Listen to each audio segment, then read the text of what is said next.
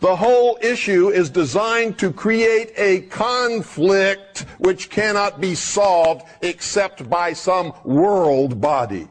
They will put 2 or 3 up there for you to vote on. All belong to them. They'll even make it like they're really against each other. They'll make you believe it. They'll even throw you some trash about one of them, so maybe you won't vote for him thinking the election's fair because, that's not a moral person. And then who do you put in the White House? The most immoral person that ever lived on this planet.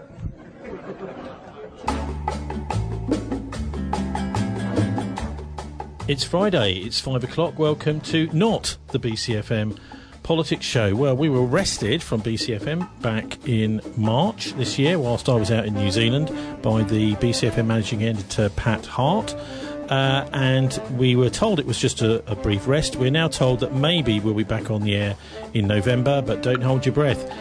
We're certainly still going online. I'm Tony Gosling. Helping me review this week's news, it's Irish Republican Labour activist Martin Summers and also Lib Dem Councillor Tim Kent for Hengrove and Whitchurch Park here in Bristol. The Christchurch mosque massacre after in the second hour.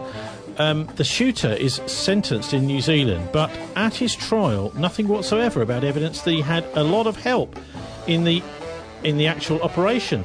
Evidence there in the sick video he took of the killings, which was streamed live on Facebook. So is that the end of the matter? No trial, no evidence, just a sentence. And protests in the United States as Trump accepts the Republican nomination. Also, great news about polio being eliminated in Africa. But what the BBC haven't told us is that the vaccine strain of polio is still killing and maiming thousands of people who probably wouldn't have been afflicted by it if they hadn't been vaccinated. Also, 5G here in Bristol. Freya Lockwood, who works for Bristol City Council, is paid for on our behalf to lobby for 5G, says it's safe. Dr. Deborah Davis begs to differ. She's from the Environmental Health Trust, and she's talking about mobile phones and cancer. What we often hear from the 5G industry lobby is that ionising radiation is not 5G. Well, they're quite right, but that doesn't mean to say that microwave radiation doesn't cause cancer. She says it does. Former Bank of England staffer turned scholar of the central banking industry. What he saw in there. Mohammed Rafiq was interviewed on this show back in 2012, but he's passed away last week.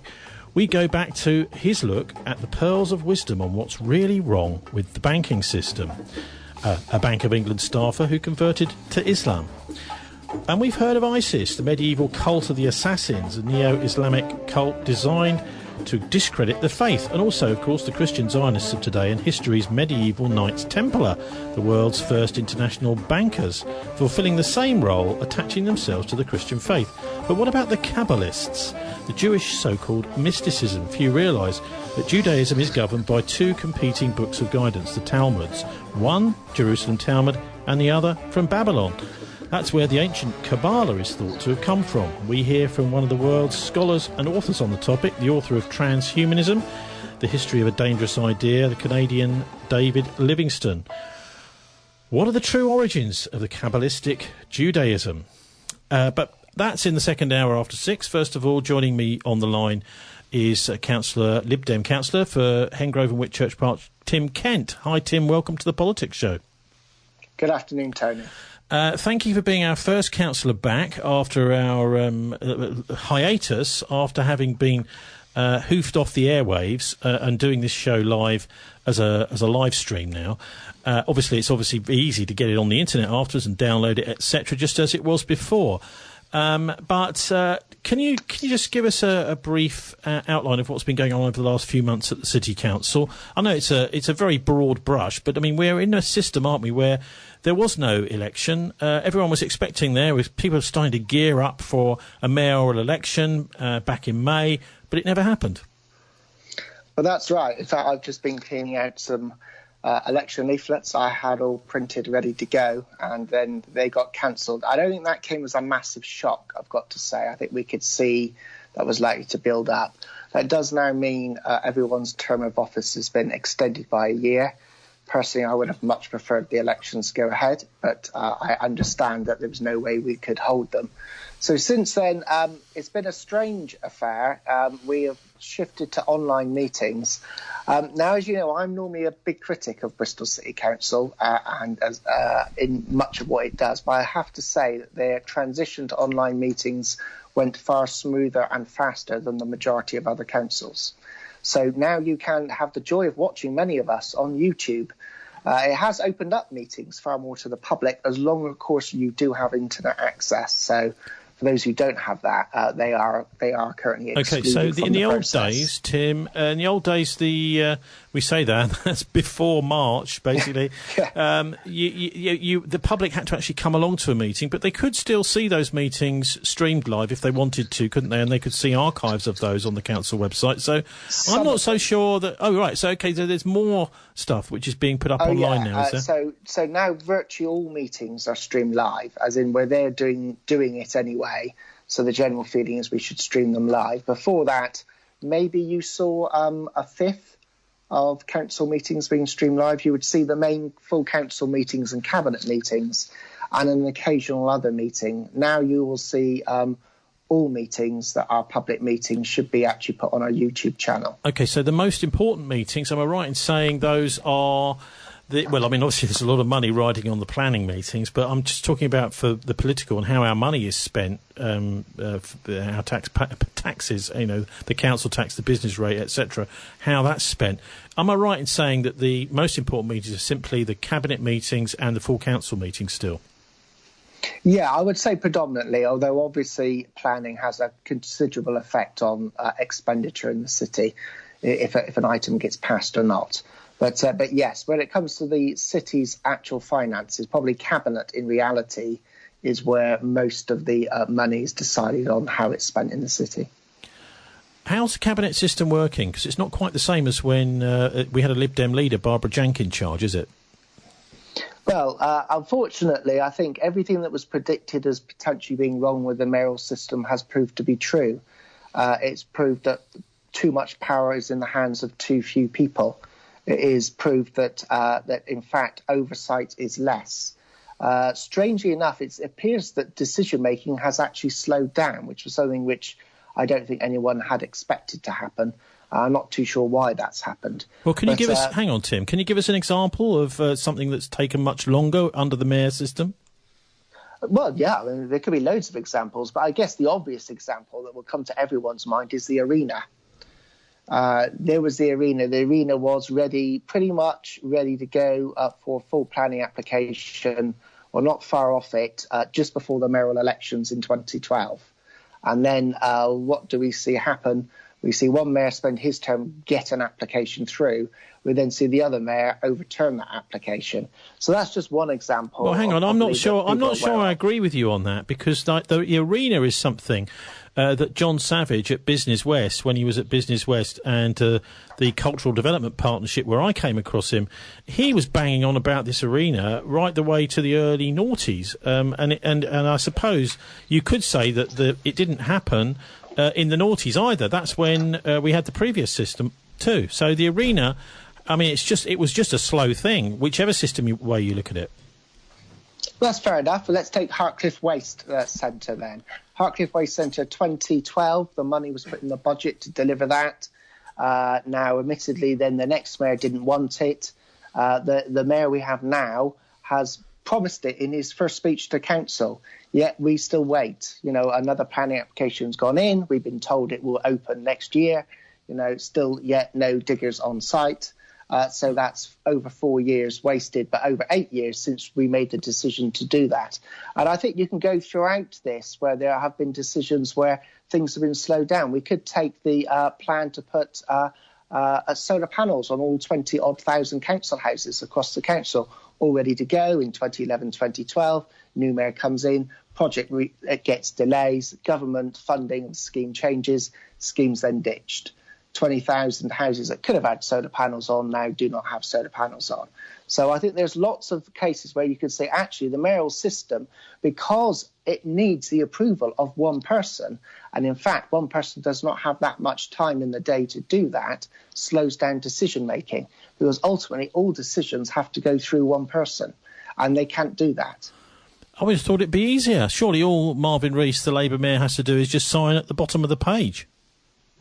Well, in some cases, I think probably under the former mayor, Mayor Ferguson, there was a little bit more of just quickly trying to approve decisions.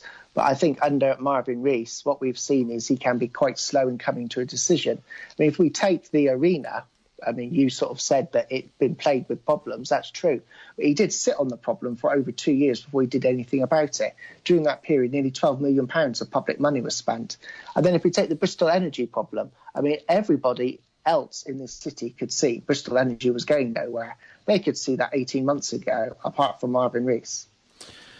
What about what's going on in the city centre? Because we've been seeing over the last couple of months some enormous changes, trying to keep cars out of the city centre. I think a lot of people feel around the city, particularly people who run takeaways, Tim, that this is really counterproductive. It's like we're trying to turn it into really just a pedestrian city. We've also seen all these bollards going in, and this is something I've seen over the last couple of weeks, turning two-lane roads, which are always pretty much congested, into one-lane roads, making even more congestion. It does seem as if the motorist is in the crosshairs here, and the mayor is doing everything he can really to make dissuade motorists from coming anywhere near the city centre now. I think we're absolutely right to try to encourage people to shift to different forms of transport. Cities simply can't survive with the amount of motor cars that are pouring into them. And we also are aware of the issues of air pollution, of climate change. But there's a big but here. And my but is, especially coming from South Bristol, we do feel very aggrieved about some of the changes. And one of the key ones for us would be the Bristol Bridge and closure of Baldwin Street. There's very, very few routes in from South Bristol into the city centre. I think there's about 3. So that's one of them taken out. Now, what that means now is that more traffic will pile on to those already heavily congested roads, making them even more dangerous for cyclists, even more dangerous for pedestrians. Now, the truth is, you're always going to have to make a difficult decision here, and I accept that. And I understand the point of trying to sort of use this new norm, as people like to call it, to try to sort of speed up change. I'm all for that. But when you live out on the edges of the city, you're given very few options. Very few buses turn up. I mean, once again, I've had to submit another question to the mayor asking, where is our additional bus stop for the Bamfield and Metro bus that people were promised now 2 years ago? 2 years we've been waiting for one bus stop. That is it. I mean, that's what we wanted. We have very little in the way of access to cycle lanes and infrastructure like that. We have very, very poor bus provision on the edges of the city. So I perfectly get that those in the centre of the city want to see change accelerated. And I support them in that belief. But what people need to understand is those of us on the outside of the city need to also be able to get in. And if you're going to move forward these changes, you need to also accelerate changes to public transport. And what we've seen under Marvin Rees is very little investment in public transport. Well, that's right. I mean, the fares now, I mean, I can't believe it's £5 return to fish ponds on the bus. I mean, this is starting to get ridiculous, the fares that are being charged. And yet the mayor is patting first bus on the back, saying, well, what a great job they're doing.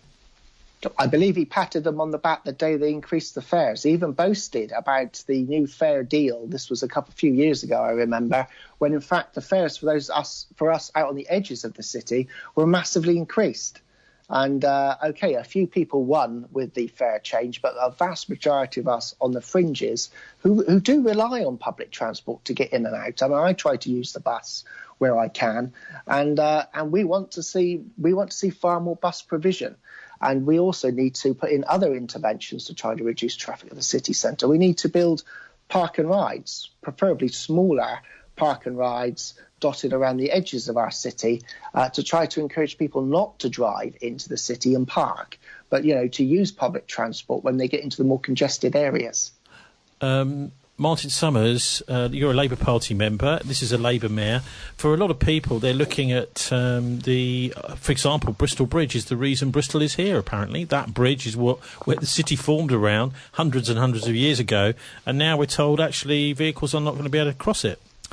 Well, I'm not going to wade into all of this because I haven't got enough background information about what's being decided. Are we decided. just being curmudgeonly and saying we don't want change? I think, as Tim rightly says, there's a general consensus that we want to reduce traffic in the city centre for all kinds of good reasons. Now, of course, as Tim's also rightly said, that requires difficult choices. And any change of something like this, there are going to be winners and losers. Well, what about buses? Come on. I mean, you know, if you're going to say the cars can't come in, surely there's got to be a better bus provision. The problem is that the mayor doesn't control what happens with buses. We've got no tram system. No, and indeed, in actual fact, we should have there should be a public... In fact, you know what else we haven't got? We haven't got an underground either, which we were promised. No, well, that's...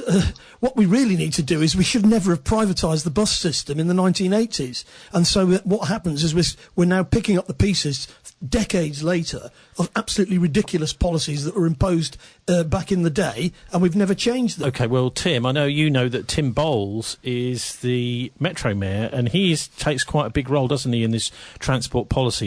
Has he been helping, or has he been twiddling his thumbs doing other things? Well, I think a lot of people would question the role that Mayor Bowles does. He's definitely one of the lowest seen mayors in the country. I think wasted time. I mean, he was given new powers under the Bus Act. He could bring in a bus strategy. In that bus strategy, he could use bus franchising to take back control, at least, of the bus network. That wouldn't mean owning the buses, but it would control where they go, how much they charge, how frequent they are. It would set up a system similar to London. Now, I think that's a lot of what people wanted to see. We wanted to see that, that bold vision, that big step change in public transport. Instead, we've seen absolutely nothing. I mean, it's not just him, of course. Marvin Rees also sits on the West of England Combined Authority. He has a vote. He could have shown that leadership. We've asked him again and again and again to push this idea forward. I've got to say, an idea that was backed by the Labour Party quite often in their own manifestos for parliamentary elections. So I don't really understand why there's been such a reluctance to use these new powers that we potentially have to really take control of the bus network and improve the bus network for the city. Strange, isn't it? Anyway, I mean, the bizarre thing about Tim Bowles, of course, is that he's a Conservative mayor for a wider area, and it just seemed to me, Tim, that the whole thing was designed to make sure that there was some sort of... I mean, obviously Bristol is a generally Labour city, to extend the boundaries out into the shires outside the city, sort of 10, 20 miles surrounding, to take in all those Conservative rural voters so that there could be an alternative kind of competition mayor to Marvin Rees or to whoever's a Labour incumbent in Bristol. But look, you've also been looking quite closely at what's been going on with Bristol Energy. I know you mentioned it just now. This was an arm's-length private company that was set up, I think, actually, probably by your administration, or was it George Ferguson, Tim? Initially? Set up by George Ferguson. So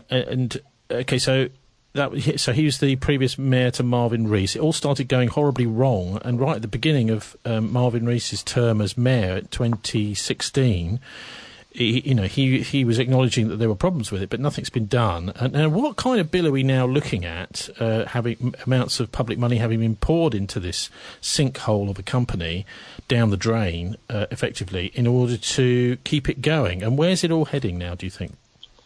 Well, my estimate is that if, say, Bristol Energy was to wind up in the next few days, which really I would have thought the mayor would want that to occur, then what we will see is a bill of somewhere in the region of about £50 million to the public purse over the whole entirety of Bristol Energy being running. And that's taking away any profits, the modest profits that they've made over that time. Actually, I'm not sure they have ever turned a profit, have they? They've never made a profit. To be fair to Bristol Energy, one thing it has been is very consistent. It has lost £1 million a month since launch. Oh my goodness! So what's happening now? Because I understand that they finally, Marvin, in his free year, before his possible re-election or maybe not re-election next May, he's decided he wants a shot of this firm at last. following the cancellation of the elections, suddenly the mayor has now seen sense. I mean, I've got to say, a lot of us have questioned why millions and millions of pounds extra was decided to be put into Bristol Energy just before the elections were to occur. Many of us wonder whether or not that was simply to keep this company going, so the truth of how much had been lost in it would not be part of the election campaign. But now the elections have been cancelled, the mayor has finally agreed that Bristol Energy should be wound up. We have sold the business element, so the business customers, the business book has been sold to another energy company for somewhere in the region, I think it was about £1.5 million. That may sound, of course, like great news, but of course the period that's taken to sell, we have probably lost that amount of money anyway in running Bristol Energy. They are still trying to sell the domestic customer book. That's somewhere probably just below 100,000 customers. Most of them are not in Bristol. Only 12% of Bristol's Energy's customers are actually in Bristol. They do need to get on and sell those because, of course, every day that ticks by, Bristol Energy racks up more losses. It's not surprising then that over the last 3 years or so, when I've put requests in to Bristol Energy for comments and for them to put forward either their chief executive or one of their directors to be interviewed on the radio, every time, Tim, they've come back and they've either just simply not replied to my request or they've said, no, sorry, we won't be appearing.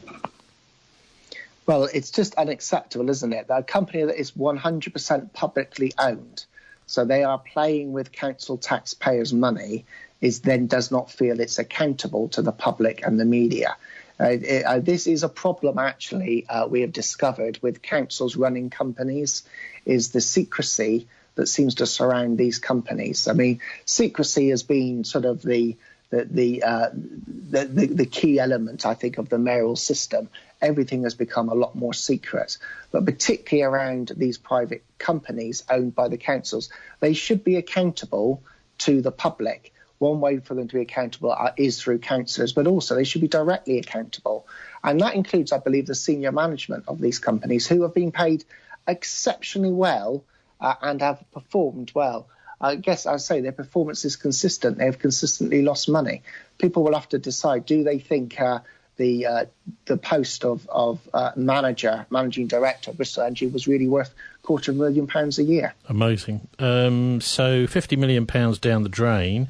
Let's move on and have a little look at the whole situation with special educational needs, because this is something where just a fraction of that amount of money would have enabled the City Council to be properly funding special needs children's education. What's been happening most recently with that, Tim?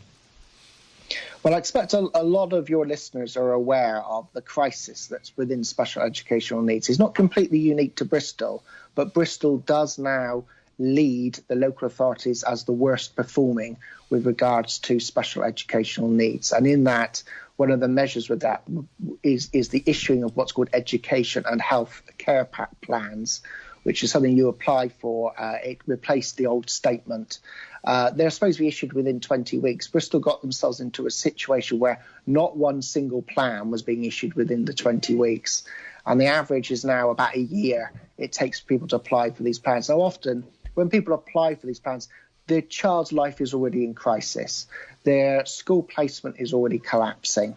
There are probably significant issues at home and school. And I'm also surprised, sorry to interrupt, Tim, but I'm also surprised that the Education Service is not simply doing this for the parents. I'm surprised to hear that the parents have got to almost like sort of go on some sort of website and go through forms, fill in various forms to apply for this. Surely, I mean, it's the responsibility of Bristol City Council to make sure children are educated to a reasonable standard.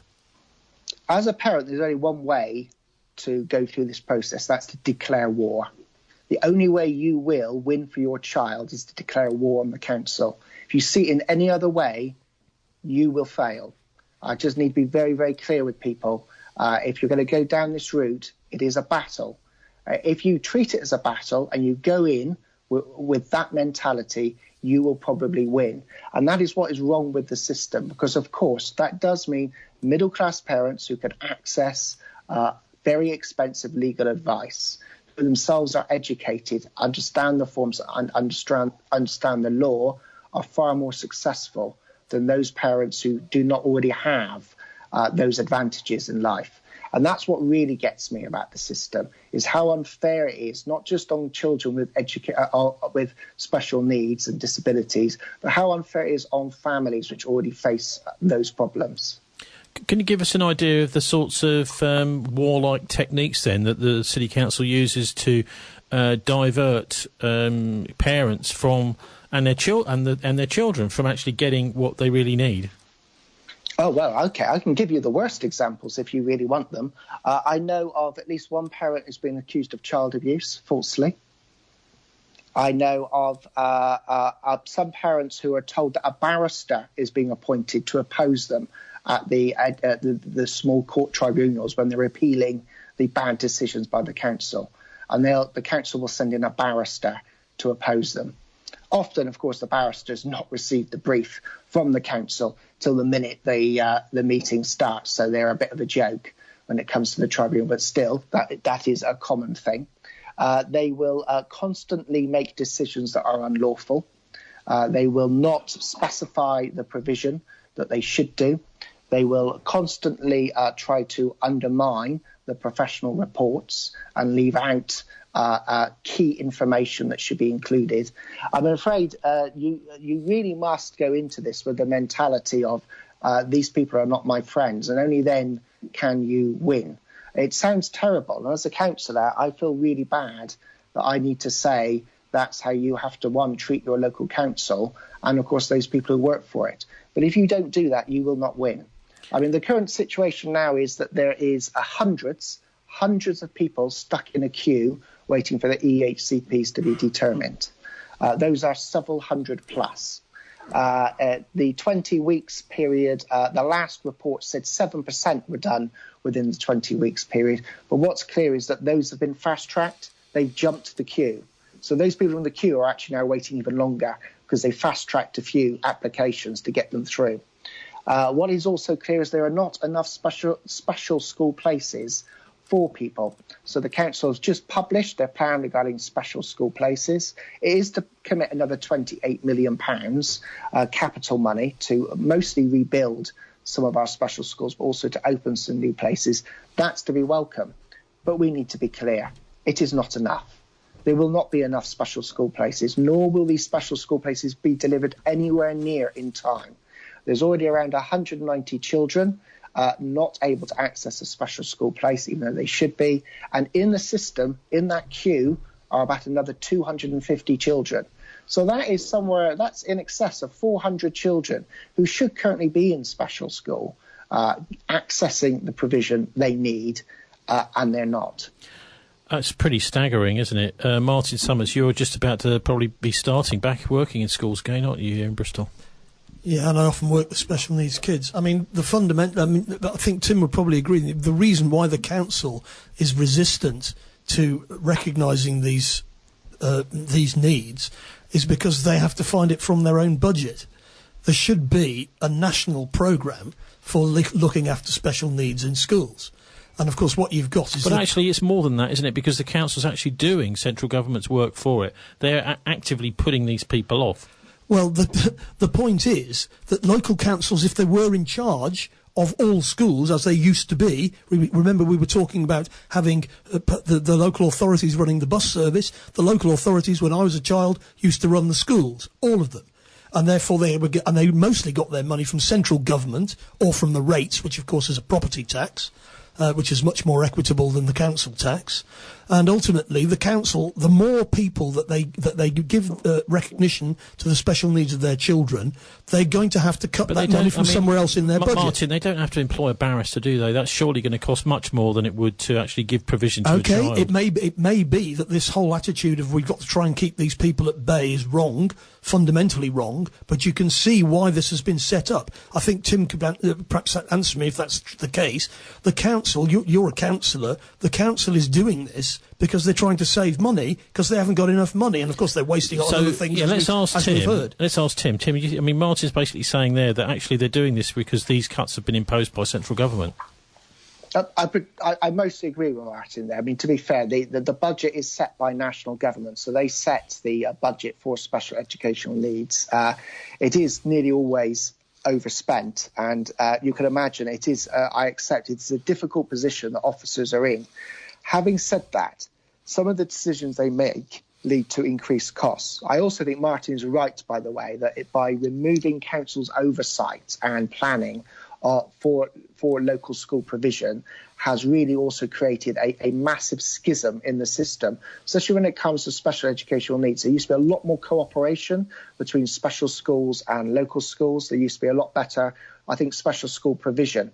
And a lot of that's had to go by the wayside, partly as part of the austerity cuts, partly to do with these very poor changes to removing local government oversight and control of education, which has left nobody in charge. And that's the reality of it.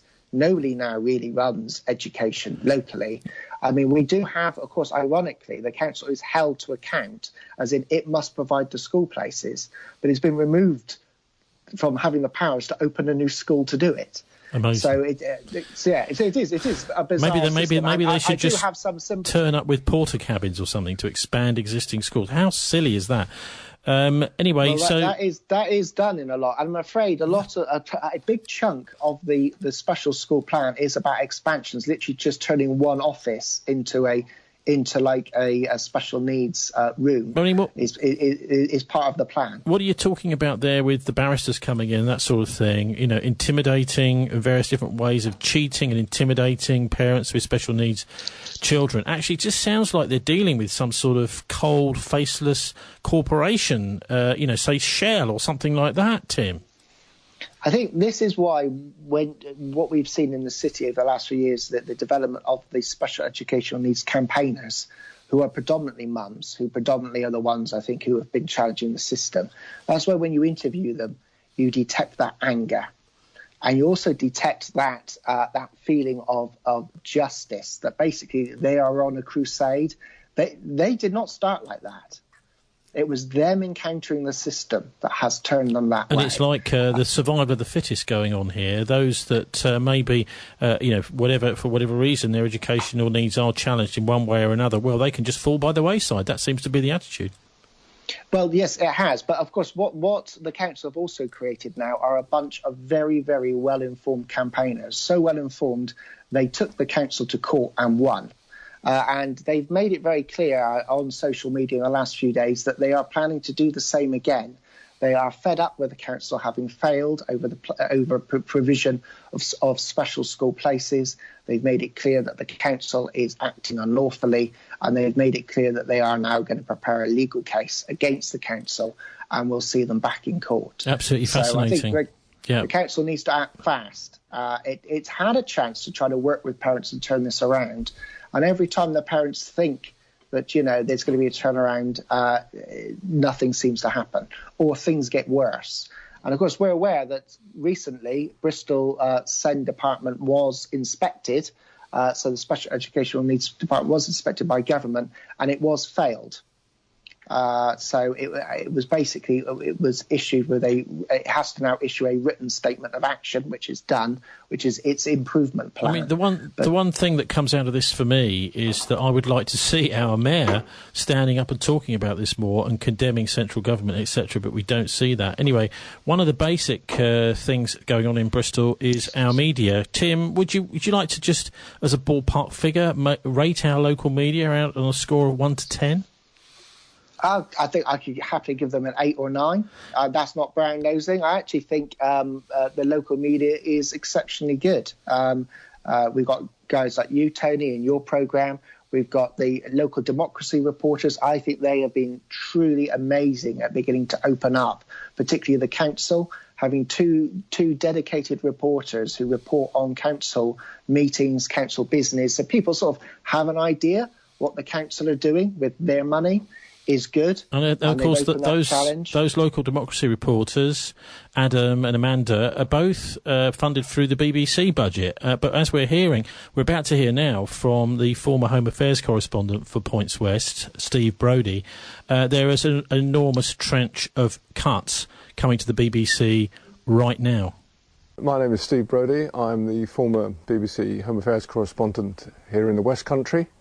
I was in newspapers before that, and then I worked in commercial radio, and then joined the BBC in radio as a producer and ended up as a correspondent. The National Union of Journalists, obviously known as the NUJ, is a very old and well-established trade union. It had its heartlands in Fleet Street and went out into the regions. A very dignified trade union and not often seen in the headlines, has a code of conduct about how to behave in a moral and proper manner, and is generally very well supported and well represented. Most journalists working in the regions, both in radio and television, are members of the NUJ.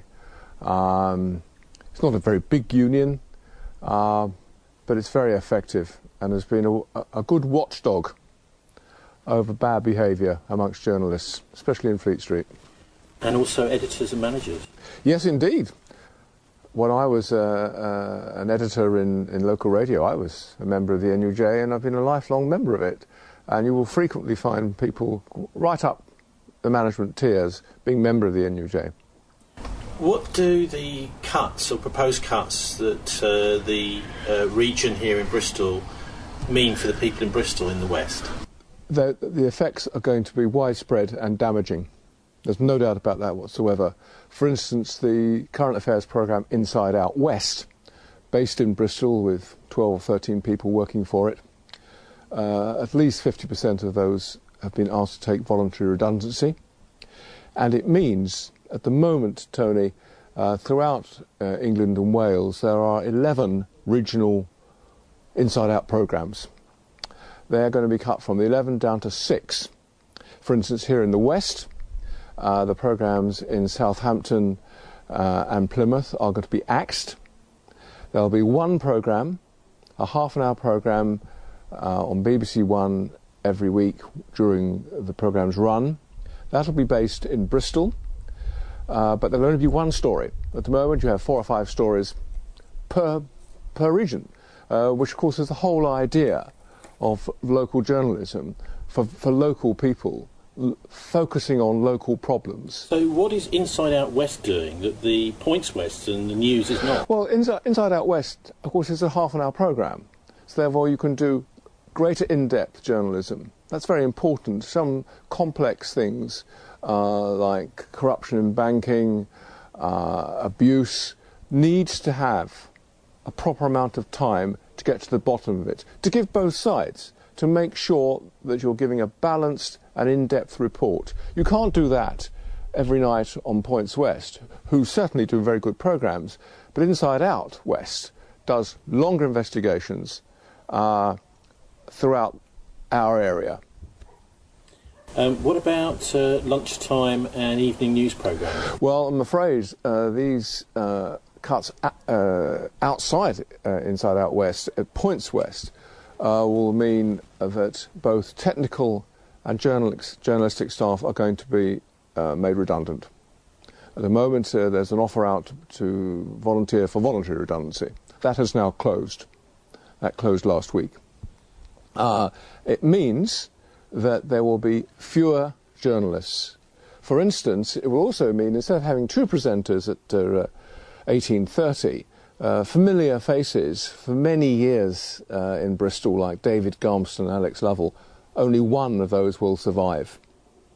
It means that there will be a change of style, and it will actually mean less stories. There will be less stories on the 18:30 programme. And that is very disappointing and is certainly not to the benefit of the people in Bristol. Radio Bristol hasn't escaped either. One of the very oldest of local radio stations in the country. And it means their afternoon programme has gone. It's gone now. It went during the COVID pandemic, and they're not going to replace, they're not going to bring it back. And it means that there will be only 3 programmes instead of 4 throughout the day. That itself is a very great shame. It cuts the voice of local people, which is what the BBC is about. It's about representing the public. The public pay a licence fee, and they have the right for proper coverage. And these cuts certainly won't mean that. I mean, hasn't the writing been on the wall for this for quite a long time? Inside Out West is only an occasional programme. It's been being eroded, hasn't it, for quite a long time, probably even decades. Well, I'm not sure about that. I'm not sure about that. We are peculiarly celebrating 50 years of BBC regional current affairs and local radio stations this year. Radio Bristol is 50 years old, for instance, this year. There was going to be a big party, and that's been abolished, sadly. Because I'm sure there have been some very familiar faces that could have come back for that. But the BBC has been under threat since David Cameron forced on the BBC a freeze of the licence fee. As we all know, a freeze is in fact a cut with inflation. And when David Cameron used his position to freeze the licence fee, which the BBC couldn't do anything about. I mean, the government is there to govern. And the BBC is independent of the government. People forget that. People think that the BBC should be there to produce government statements. Well, I've had 30-odd years in the BBC, and no member of the government has ever told me what to say. And that would be across the rest of the BBC. There is the argument, of course, that journalists in London get too close to members of Parliament or whatever. Well, they may do, but they still have the independence and the right to criticise. And that's absolutely fundamental, Tony, in a liberal democracy. You know, we're not living in a one-party state, although sometimes I feel possibly we are. What about the NUJ? What's been their response? Can a union really do anything? Because the BBC have decided they're going to make these cuts. Well, the NUJ can do quite a lot. There has been a union meeting called a chapel meeting, which is an old printing term, in the BBC in recent weeks. A very well attended virtual meeting, of course, and a resolution was passed which calls on the BBC to stop this, absolutely to stop this. For instance, there will be fewer technical staff, fewer cameramen, fewer people working in the gallery where the programme is produced. There's absolutely no doubt that standards will go down. And there has been a very strong resolution.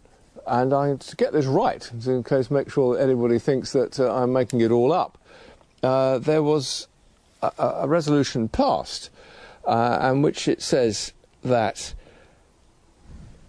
the NUJ understands the BBC has financial restraints. We don't live in laissez-faire. None of us do. There are people here who are listening and watching to this interview who are either on furlough or either have already been made redundant and will not get their jobs back because of the pandemic. We mustn't forget that. But what's happened to the BBC is that we've asked the BBC, it's urged the Director General, the outgoing Director General, Tony Hall, that the ratio of managers to staff is at the moment quite ludicrous. And we have asked, the NUJ has asked, I have to say here, I'm just speaking on behalf of the NUJ, it's not me, it's the National Union of Journalists that are making these requests, to prioritise programme makers, prioritise people who go out and report on the community. That's very important. And to maintain the trust in the BBC of the public. If the BBC doesn't deliver, it will lose trust. There's no doubt about that. We're saying that these cuts will affect the BBC's position in the country. And it's a vital position, and it must be maintained. And at that union meeting, it was revealed that the 6,000 staff in the English regions, English and Wales regions, there are 6,000 staff. Of those, there are 17 senior managers who are paid between £150,000 and £327,000. And those salaries are equal to or greater than that of the Prime Minister of the United Kingdom. And on top of these, there are a further 29 senior managers who could be earning anything from somewhere between £100,000 and £150,000 a year. Well, if you're spending that sort of money on these myriad layers of management, the NUJ's position is that is ridiculous and wrong, and that the money should be spent on reporting what is going on in our society. What about members of Parliament? Is Parliament taking an interest? Yes, they have. Both Labour and indeed Conservative MPs have written to Parliament complaining about this. After all, if you're the local MP and there's no local radio station, no BBC local station with the resources to allow you to come on and talk, you have no voice yourself. So MPs are concerned that they will lose their voice. And that's vitally important, that local people can talk through their local MPs. That is the point of having MPs. And it's interesting that broadcasters like Lenny Henry and Stephen Fry and a collection of well-known celebrities have written to the national newspapers and indeed to the BBC saying, stop this. This is a wrong decision which will have a damaging effect on how we talk to one another and how we talk to the government and people who represent us. But they are persisting. I mean, it does seem as if there's a bit of conflict between central government and the BBC itself. Is that the case? Yes, this is dangerous waters, of course. All governments throughout the history of the BBC since the 1920s, all governments, when they are in power, always feel that the BBC's got it wrong and don't like it. And in a way, I think that's actually right. The BBC should not be popular with governments of whatever colour, and that has certainly been the case here. Although one has to say, looking at the culture and indeed the fact that recent statements by people in power, like Dominic Cummings, who has made it, he certainly hasn't hidden his desire to destroy the BBC behind anything. He's come out and said, we don't like the BBC. We'd rather there wasn't a BBC. And of course, historically, people like the Murdoch Press and indeed associated newspapers, publishers of the Daily Mail, have always attacked the BBC. They've attacked them for the very good reasons that they are competitors, and the BBC mostly has employed the best journalists in the country, and it is in their interests to see the BBC minimised, perhaps, or destroyed altogether. Well, they will say, won't they, that the commercial broadcasters like Sky can do it just as well. Really? Is that true? Give me one story that Sky has broken in the last decade of some magnitude. You can't, because they haven't. What Sky does is very professional, absolutely, there's no question of that whatsoever. How many stories a day do they do? Tell me. They will get their stories as you do from the newspapers. I don't think so. I don't think I've ever got a story from a newspaper, actually, Tony. I do my own research, and my colleagues, and especially at BBC Points West, where people do research themselves. People like Matthew Hill, the health correspondent, Charlotte Callum, the Home Affairs correspondent, people like Clinton Rogers in Somerset. The very idea that he got a story, come on, that's why we're at the BBC. We go and find stories. Dave Harvey, the business correspondent, doesn't get it out of the local newspaper, goes and finds it himself. And if he doesn't, he jolly well should. Well, correspondents, people like me when I was working there, are paid to find their own stories. That's your role. You can't just come in and say, oh, it's in the Evening Post, let's do the story. I'm not saying that reporters don't do that, but correspondents are paid to go and find their own stories, and so they should. And that is why the BBC is very successful. But looking at it globally, as it were, certainly locally, look what's happened at the Evening Post. There have been redundancies at the Evening Post. I remember coming to Bristol 30-odd years ago. The Evening Post had 50, 60 pages. It had probably had 50 journalists.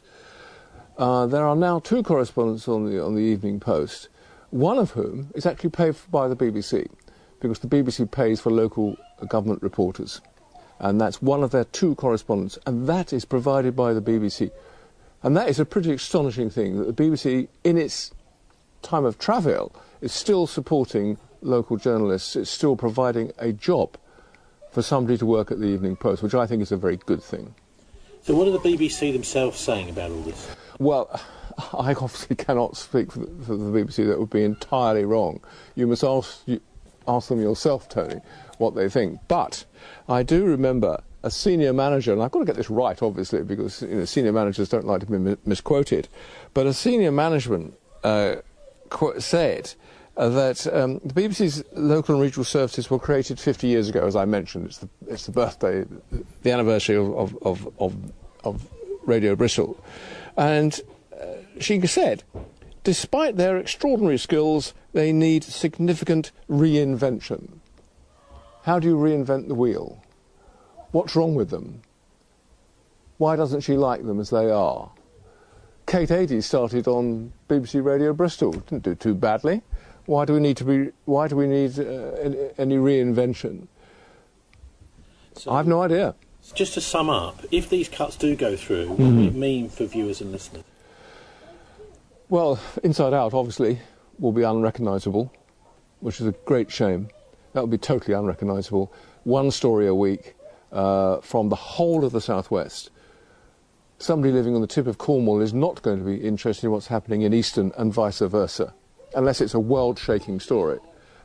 And despite our best efforts as journalists, we don't come up with world-shaking stories every day, much as we would like to. But we don't. So therefore, people in these areas will lose their voice. They won't actually see stories about Easton, about what's happening in Bristol Crown Court, what's happening with Avon and Somerset Police. We won't, because it won't get on.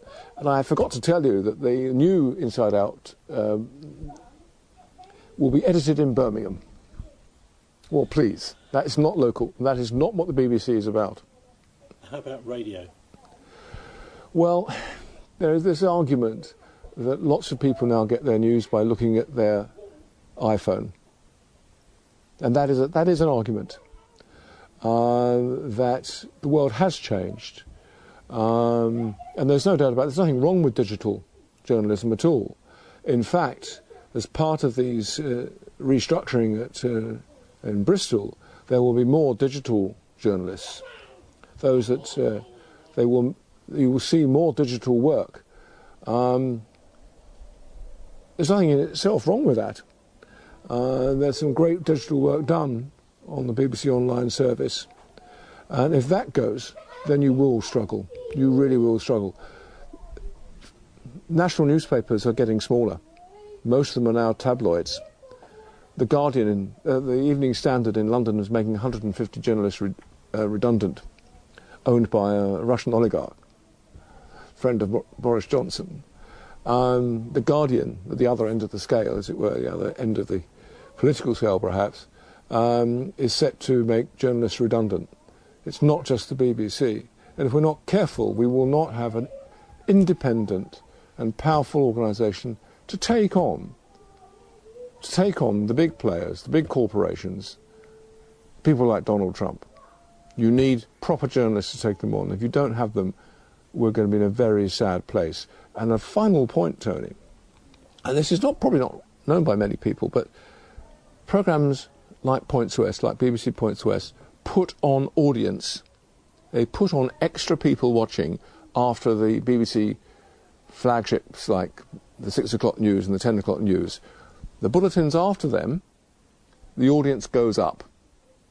Little known fact, and the BBC should put its hands up and say that's what we do. But of course the BBC doesn't do that. It's one of those wonderful organisations that doesn't boast about itself, and it needs some champions, and I'm certainly one of them. Well, that's Steve Brodie there. He's the former BBC Home Affairs correspondent, speaking to me earlier this week about the cuts, Tim. This is looking pretty grim. The local documentary series, Inside Out Points West, is going to be massively denuded, and also it's not going to be a Bristol programme anymore. It's going to be a Birmingham show. Well, I think a lot of people would say that they would want to see even more local news over there, BBC, even more locally based, not put into these super regions. I think the work that we see come out of the local BBC programmes so far has always been exceptional. I've always been truly amazed at the work ethic of the journalists, their fairness. They're willing to challenge and stand up to the powers that be to help uncover where things are wrong and to champion where things are great. And I do worry that the BBC are making the wrong decision. And I think actually it was an interesting point there about the big salaries. I'm afraid we see this in local government as well. The constant expansion of big salaries. We've seen this at Bristol over the last several years. There are now far more people on bigger salaries. If you do those that crunch the numbers for these 46 very highly paid senior managers in BBC Nations and Regions, instead of those 46 people who never appear on air, for example, they're not doing any kind of actual production work or whatever. So, you know, if they were to go on holiday for a year, very unlikely that anyone would even notice. That would be the equivalent of something like 400 full-time jobs. I imagine it would be, because the other thing we all know is journalism is not a very well-paid profession. So the reality is a lot of the people who are out there doing the hard work are doing it not at great pay, and that's particularly the case for, you know, in the newspaper industry, for people like the Post journalists and all work on considerably lower salaries than really what they should be entitled to. Just chatting to Steve, he was saying that one of the consultants is a full-time person working for Nations and Regions who's on around about £150,000. They actually did a freedom of information request to the BBC, the NUJ did, and they found out that this chap was doing event coordination. And, of course, he's been being paid full-time for doing absolutely nothing because there haven't been any events. It's all right for those that can get it, isn't it? But that's not what our public services are there for. And although the BBC are a sort of independent public service, they are a public service. And I think, to be honest, a lot of the public are now getting fed up of what they see as excessive wages for managers at the top, who often actually are not that specialist in what they're doing. And we want to see far more emphasis on that money being put back into the front line. Journalists and services. I am quite worried about some of what I heard there. It was actually a lot more detail than I knew before from that interview. I hadn't fully realised how deep the cuts were going to go. And I think maybe this should be something that Bristol City Council should be debating. But of course, as we know, our current mayor prefers to attack local journalists rather than support them. Well, that's a great pity. Martin, what do you make of this attack on the BBC? Because this is by central government, not by Marvin Rees as the mayor, as Tim was just hinting there. The government really seems to be saying that, well, we've had enough of this. We're going to freeze the licence fee. We don't like the idea of public service broadcasting at all. I think Dominic Cummings would totally agree with you 100%. And why? Why is it? Because it's an alternative voice. What they want is a commercial setup. Commercial everything, and that's why the salaries are so big. They're equivalent to the salaries of people working in the private sector at that sort of level, and they want the public services to be made user friendly to the commercial sector, and ultimately, of course, get rid of public service sector. In the United States of America, you don't have anything like the BBC. You've got the PBS, but it's a minor thing, and basically everything's Well, you do. commercial. There's this thing called C-SPAN, which is Yes, quite I know, but similar. it's not the same thing, is it? Well, okay, what the BBC do, and as Steve was pointing out there, is they're actively going out sourcing stories all the time, which is actually quite a time-consuming and expensive operation. Well, it is, and of course, what it leads to is when it's working properly, is they expose all sorts of things that Conservative and other governments don't want to talk about. I wonder, both you, Tim, and you, Martin, hasn't the BBC kind of had it really? Because every single government that comes along, its independence demands that it opposes that government and it challenges that government, and the government itself is now in a sort of Peter Mandelson type situation. I remember working at the BBC in London. We used to joke about Peter Mandelson. He was the Labour peer. He actually was a Labour MP at the time. Would phone up editors and say, "I'm going to get you," or if he'd phone up journalists and say, "Look, if you don't lay off, I'm going to get you sacked because I know you're editor."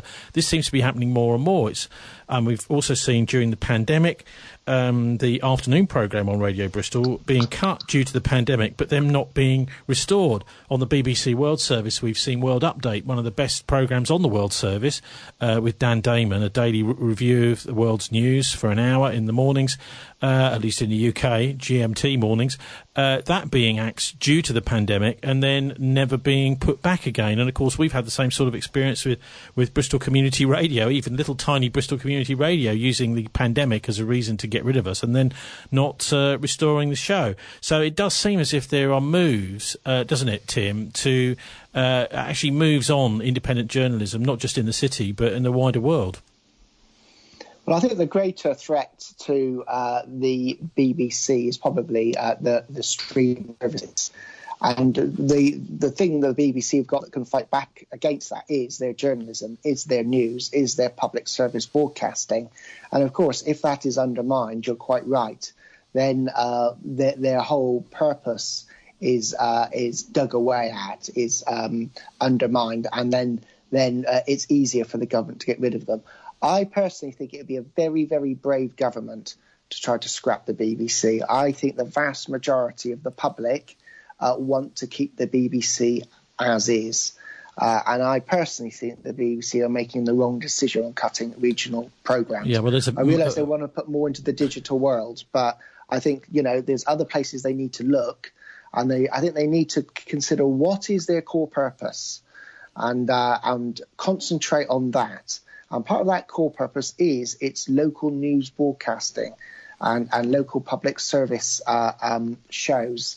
And that's where I think they should be putting their money, and not trying to necessarily compete with the big streaming services. I think that is a recipe for disaster. Well, it's an enormous difference between the regional BBC, which we are talking about here, Steve Brodie's Points West BBC West correspondent, and the national BBC.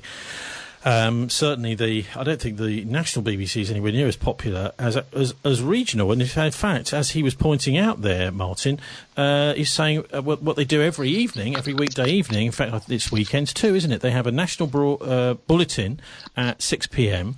and then there's a regional bulletin that comes just after it. He's saying that the regional bulletin is actually picking up audience. So people are not interested in hearing the BBC London news. They're much more interested in hearing what the White Ladies Road here in Bristol's producing every evening. Well, that's obviously a unique selling proposition, isn't it?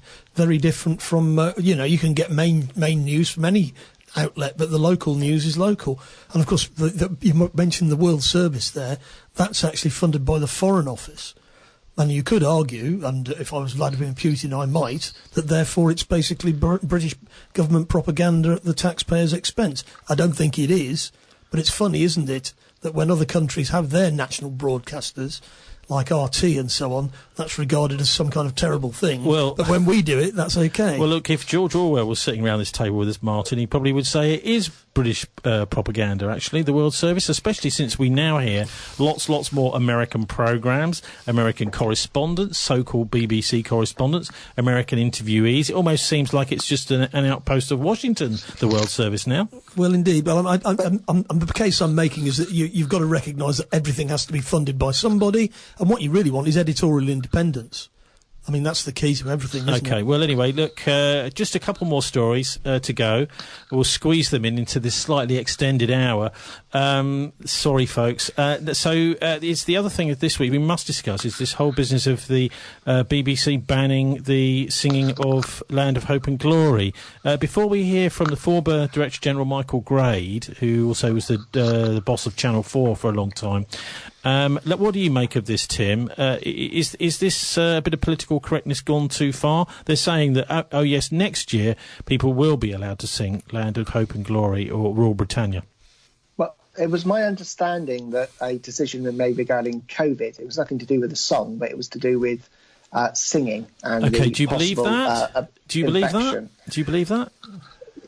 Yes, I probably do believe that. I believe certain right-wing politicians have grabbed hold of this story and have spread it to try to detract from their utter uselessness at leading this country. OK, Martin, what do you make of... are you there singing Rule Britannia at the last night of every Proms?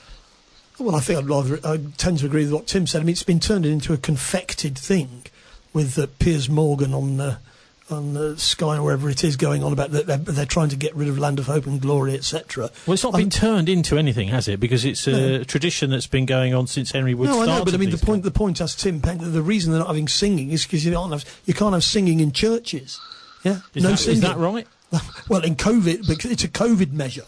But what's happened is it's been picked up by the right-wing press and by politicians because they want to have a culture war about it. I don't care. Surely it's also been picked up by people who enjoy the last night of the Proms. Well, in actual fact, I listen to the Proms a lot, and in actual fact, the last night of the Proms, the people who turn up for that are the people who are actually not that interested in music. But that's another story. Well, people are allowed to sing whatever they like. And of course, this is basically a confected. Next year, they're all going to be belting it out as before. Tim, and the question is still going to be whether going to be allowed to do it.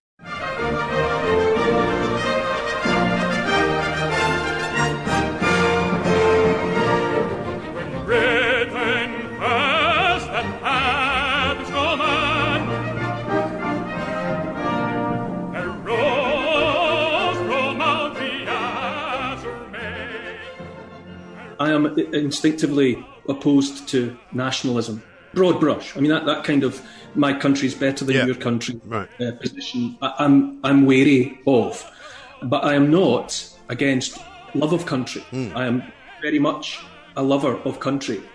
And I am patriotic in that sense. And my patriotism extends to the whole of the British Isles. I consider myself British. And I love the whole place. I say this over and over again, and I won't back down from it. That the welcome that I've had in England, Ireland, Scotland, and Wales has always been. And I love the place, and the work that I've done, the books I've written, the television programmes I've taken part in, I think have been celebratory where possible, and always alive weight to the idea that history is a story, a long story of light and shade, and you discuss the good and the bad, and you move forward constantly. But underlying it all for me is love of country, and this thing about Rule Britannia and Land of Hope and Glory. I think, especially at the moment when people are under so much pressure emotionally and economically with everything that's been going on with the lockdown and all of the sort of internecine trouble that's been there, and people have lost a great deal. Some people have lost loved ones, certainly lots of people have lost liberties, and they're looking at an uncertain future and losing jobs and all the rest of it. And to take away more from people and to contemplate taking away singing, in my heart, I don't believe many people, if any people, join in with Land of Hope and Glory because they're wanting to celebrate slavery or that kind of angry triumphalism. It's a rattling good tune, and it's great choruses for both songs. And when I used to watch it. I've never been in the Royal Albert Hall, but I've watched the last night of the Proms often, and just smiled. I don't think you can. If you're open-hearted, I don't think you can do but smile when you see people of all ages and from all backgrounds just singing their lungs out. Yeah. And it's, singing is an expression of joy. And if there's one thing that we need as much as possible at the moment, it's for opportunities for people to come together joyously. And for the vast majority of people who would sing that song in that place and time, they're just wanting to express joy, and to contemplate taking that away. And I think if as a person, when you look on at the world and if you look on at individuals and all you see is ugliness and evil and darkness, then you have to remember that that's you. You are projecting onto the world around you the darkness in your own heart. And if you think that people are only singing songs and only doing things because of an ugliness inside, then it's your own ugliness that you're projecting onto the world there. And just leave people in troubled times to find a bit of joy where they can.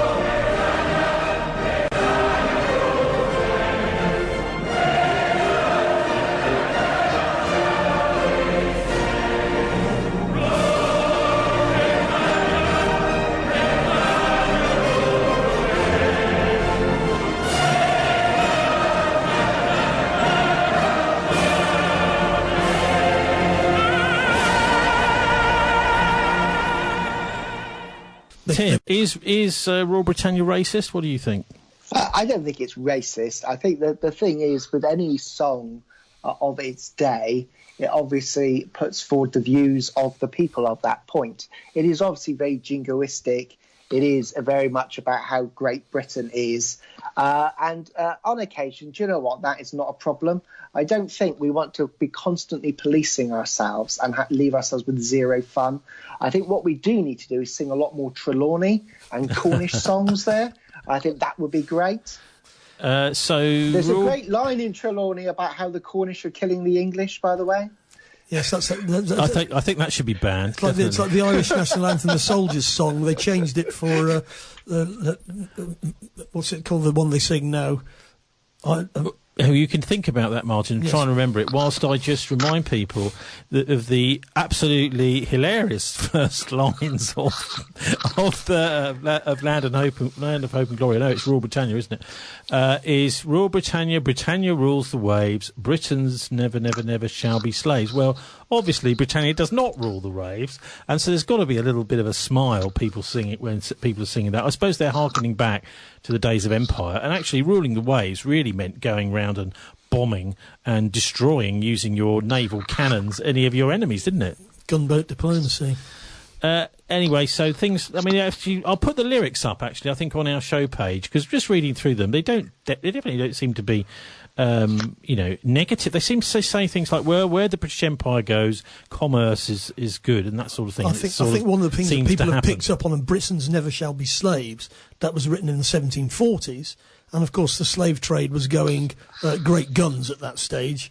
And therefore, Britons, i.e. white people from Britain, are never going to be slaves. But our ships are quite happily taking slaves across the Atlantic as we sink. Didn't Britain actually play quite an important role in ending the slave trade? There were many other European nations that were doing the slave trade at the time, weren't there? Well, they did, but don't forget, we were the ones who pioneered it. But certainly in the 1740s, when that song was written, it was basically the case that, there was Britain was still the major slaving country. And, of course, a lot of it is actually directed at the Scots, because, of course, in the 1740s, they were just about to rebel. There's obviously a bit of hypocrisy in this Rule Britannia, definitely. That line could also hark back to the period before that. Admittedly, it is before that. It's more in the 17th century, but it was not uncommon then for people, certainly on the Cornish and southern coast, to be kidnapped by pirates. Yeah. It happened a lot in the late Barbary 17th pirates, century, and then someone would be sent off to buy them back. Quite often they would get them back because they'd be held for ransom more than anything. But Britain had completely lost control of the waves, ironically, in the late 1600s. And that was the turnaround, I think, actually, it was sort of... and so there may be a little bit of that going on. We now rule the waves and we won't be your slaves, is perhaps what they're trying to scream out. Well, nowadays, the United States, I don't know if they rule the waves, they certainly rule the air. US B52 bombers are back in Britain, escalating nuclear tension, according to the Campaign for Nuclear Disarmament this week. 6 US Air Force B52 bombers arrived at RAF Fairford on Saturday. Official sources describe it as a long-planned training mission carrying out theatre and flight training across Europe and Africa. But local news site Gloucestershire Live describes it as a surprise deployment. The much-respected expert Hans Christensen from the Federation of American Scientists posted a picture of 6 bombers on Twitter, describing it as a pointed message to Russia. He went on to note the interesting timing of the deployment, given what's happening in Belarus, observing that these exercises normally take place over Poland and the Baltic states, who are Belarus's neighbours. So there are certainly some people pointing to this, Martin, as a geostrategic move, bringing these B-52s over to Gloucestershire by the Americans. Well, the idea that we're going to have a nuclear war over political disputes in Belarus is rather alarming. But these can carry conventional weapons too, can't they? Well, even a conventional war. I mean, basically, do we need to have American bases here dragging us into conflicts with other people? I would be with the Campaign for Nuclear Disarmament on this. Maybe we should just be like Switzerland and mind our own business, eh? Or maybe like New Zealand and just say, we're not having anything here that might be nuclear. The Americans then say, we're not going to tell you whether it's nuclear or not. So the New Zealanders then say, well, you're not having anything here then. In fact, I was chatting to someone over there, Tim, when I was over there earlier this year, and they were saying, well, when the United States aircraft come to air displays in New Zealand, they're not allowed to land. So they have to come from some Pacific island, fly over to New Zealand, fly around, and then fly off again, because the Americans refuse to say what does and doesn't carry nuclear weapons. Anyway, what do you make of this arrival of these B-52s in Gloucestershire? Now, normally, Tony, I don't normally buy into your conspiracy theories, and I've got to say I'm probably not going to buy into this. I think sometimes we put a little bit too much faith into the competence of our superpowers. I don't think there's any way they'd be able to organise 6 B-52 bombers over here within a week of Belarus being in crisis. I also think that actually Donald Trump does not give two hoots about Belarus and probably would not be able to find it on a map in a month of Sundays. I also agree that there's no way we would go to war over Belarus. I do feel that we should do what we can within reason to support the people of Belarus to demand legitimate, open, free government. And of course, as we know, that's not what Mr. Putin wants in Belarus. But I think very clearly Belarus is in the Russian circle, and anyone in the West is treading very, very carefully when it comes to Belarus. So I suspect it is, as said, it was a long-standing training mission. If they'd had any sense, they would have cancelled it, knowing the timing. But they don't have any sense, and that's why it went ahead. Well, Councillor Tim Kent, Lib Dem for Whitchurch Park, thanks very much for joining us on the first hour of the BCFM politics show. We're going to finish, though, with just Martin to comment on this. And this is Michael Grade, Sir Michael Grade, in fact, who's a former chairman. It wasn't the chairman of the BBC. He was the Director General, who is the editorial chief of the BBC, and his comment on the pulling of Rule Britannia and similar songs from the last night of the Proms. It demonstrates really how out of touch they are with their core audience. Anything more designed to upset the core BBC fans, the people who love the Proms, than coming up with this ridiculous idea of not singing the lyrics to Rule Britannia is just beggars belief. It's just idiotic, really. I don't think there's any plausible explanation for dropping the lyrics. It's just too woke to be believable, frankly. It's classic BBC talking to itself and not understanding the public mood and public attitudes. Michael Grade says it's implausible. Well, as I understand it, nobody's allowed to sing, not in churches, not la la la la la. Yes, well, and there we are. Well, you're singing now, but the question is, this is being whipped up by those like the kind of people who thought that when we tipped Colston's statue into the river, we wanted to tear down the cenotaph. You've got people who are making a big deal out of this. I was going to mention earlier. Who said that? Well, the far right might have done the far right. That's exactly what the far right are saying. I'm not opposed to people singing Rule Britannia and. But you seem to be implying that people that sing Rule Britannia are from the far right. No, they could be. I mean, Britain First have a logo with Rule Britannia on the bottom of it, so they certainly sing it. But that doesn't mean that everybody who sings it is a fascist. Oh, well, I'm glad about that. It's nice to hear that opinion from you, Martin. Anyway, so we are going to be back in a minute. That was Tim Kent from the Bristol Lib Dems and Irish Republican Labour activist Martin Summers. We'll be back after some music. Oh no! The Democrat proposed Bill H.R. 6666.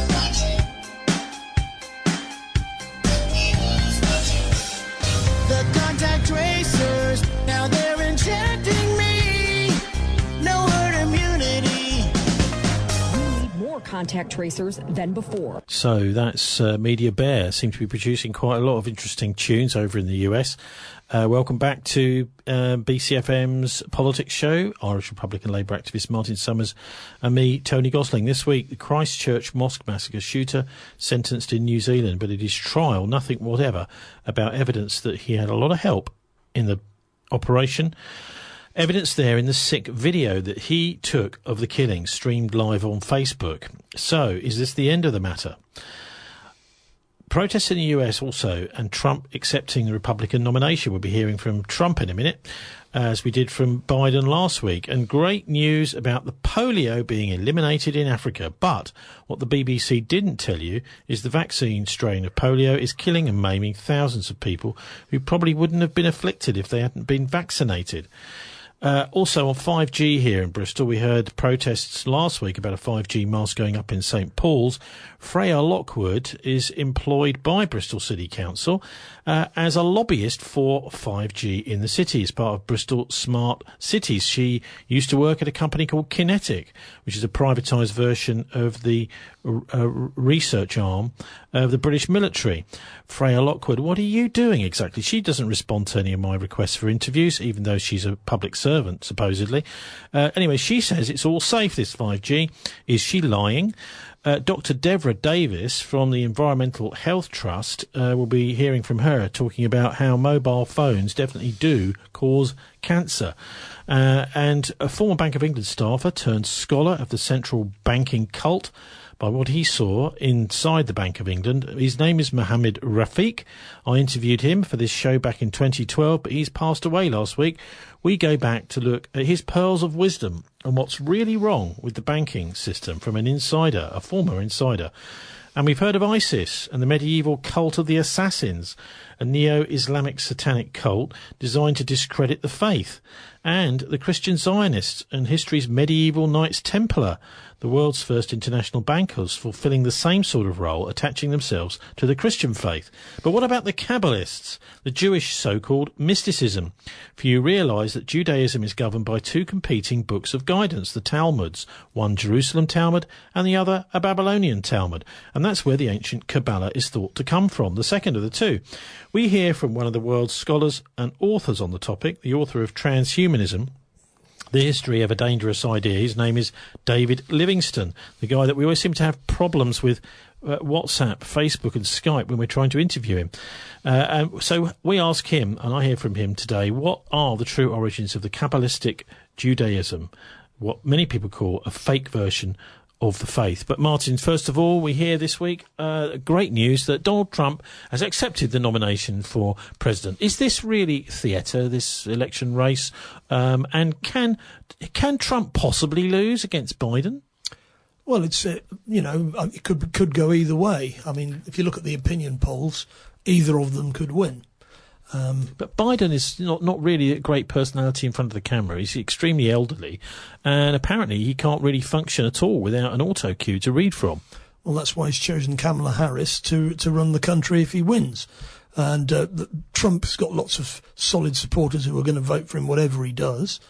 He assassinated Soleimani at the beginning of the year, which nearly turned into World War III. Luckily it didn't, but it might have done.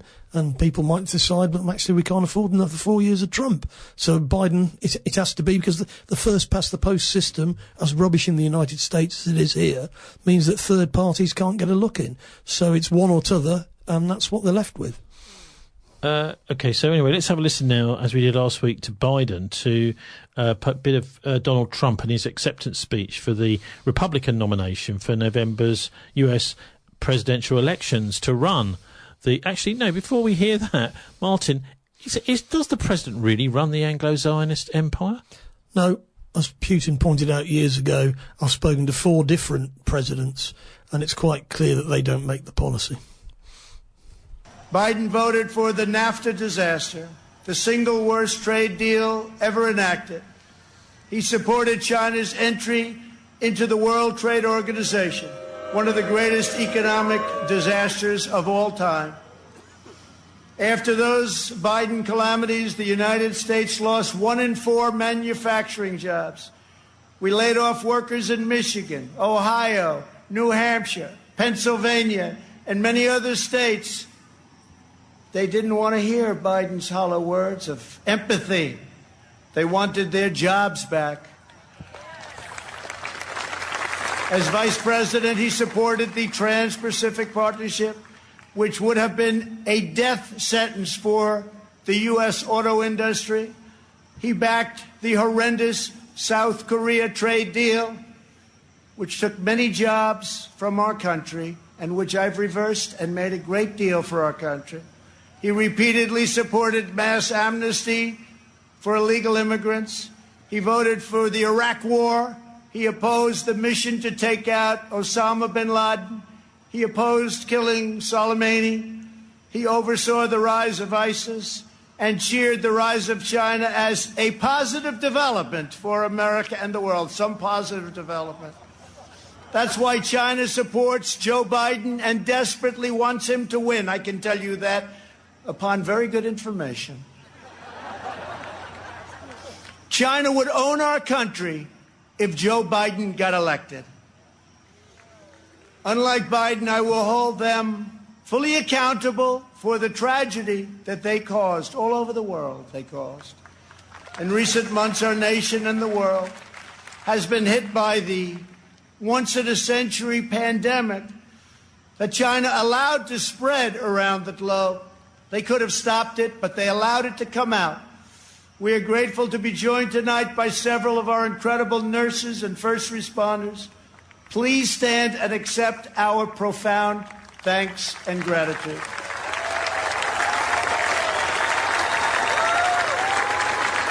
I suppose that's a great way to end your presidential speech, Martin, isn't it? Talking about how the first responders, but he's doing everything he possibly can to pin up Biden as basically he's working for the Chinese. Yeah. It's a pretty, I mean, Biden basically is in the pocket of Wall Street, and so is Donald Trump. And they're both claiming that the other side is in the pocket of the Chinese, which is pretty ridiculous in the circumstances. The Wall Street has allowed Trump talking there about losing jobs to China. During his presidency, they've lost more jobs than ever to China. So all this stuff about how it's basically to do with what's called the Triffin dilemma. If you're going to have a world currency as your currency is the world's reserve currency, you've got to have trade deficits. It's just economically logical. And if you don't want to have trade deficits, then you've got to stop the dollar being the world's reserve currency, which means that you've got to end the American empire, which means you've got to bring all your bases back. I mean, a lot of the trade deficit in the US is they spend all the money having 180 bases around the world. If they brought them all home, then they'd have a lot more money to spend at home. But unfortunately, they don't want to do that. And of course, that's going to carry on whoever the president is, because that Triffin dilemma hasn't gone away, and it won't go away until Wall Street collapses and the US is defeated. I mean, looking at antiwar.com this week, the headlines at the moment, looking at particularly at tensions with China, which Trump seems to be pushing, Biden the opposite.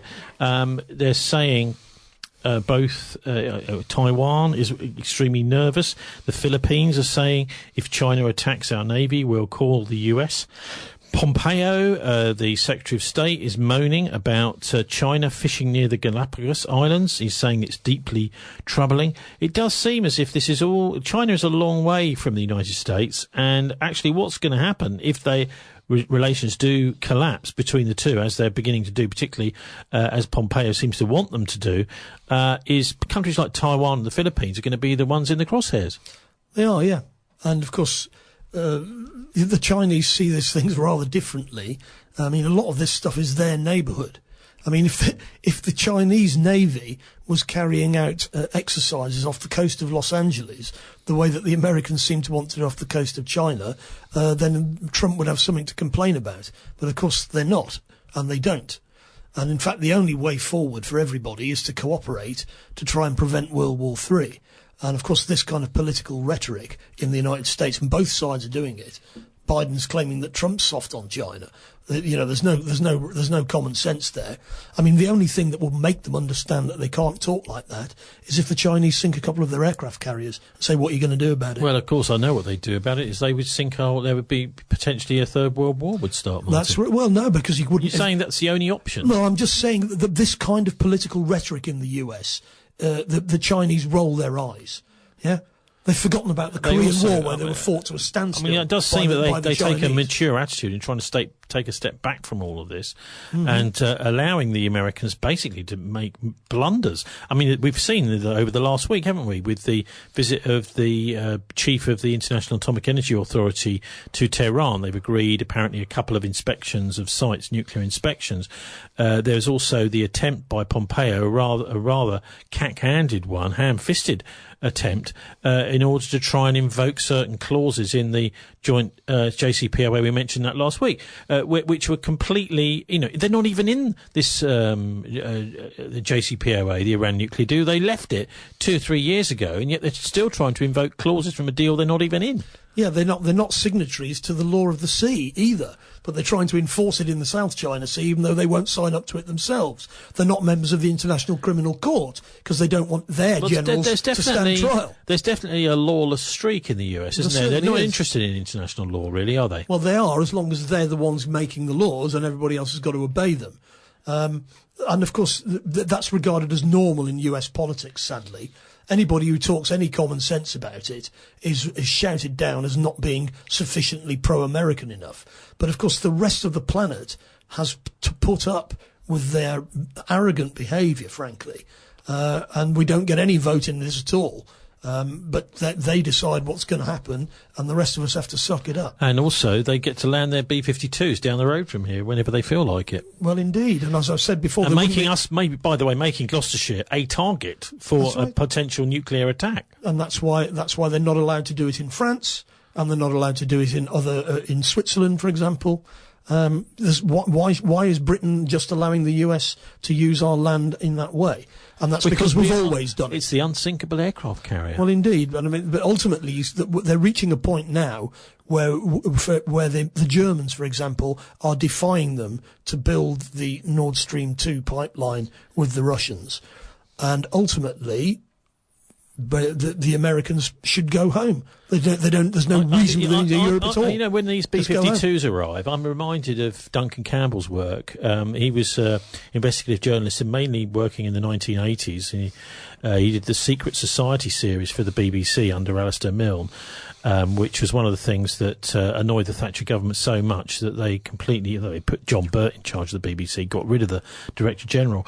But his probably certainly as important work was but he did a book called The Unsinkable Aircraft Carrier in the 80s, all about American military power in Britain. But he also did one which was, in a way, more disturbing, which was called War Plan UK, which was it's basically a NATO plan saying that if there was any kind of serious war, like a international conflict, that much of the UK regional command centres, etc., would be taken over by US military here in Britain, just deciding you're going to move this way and basically telling our military what to do.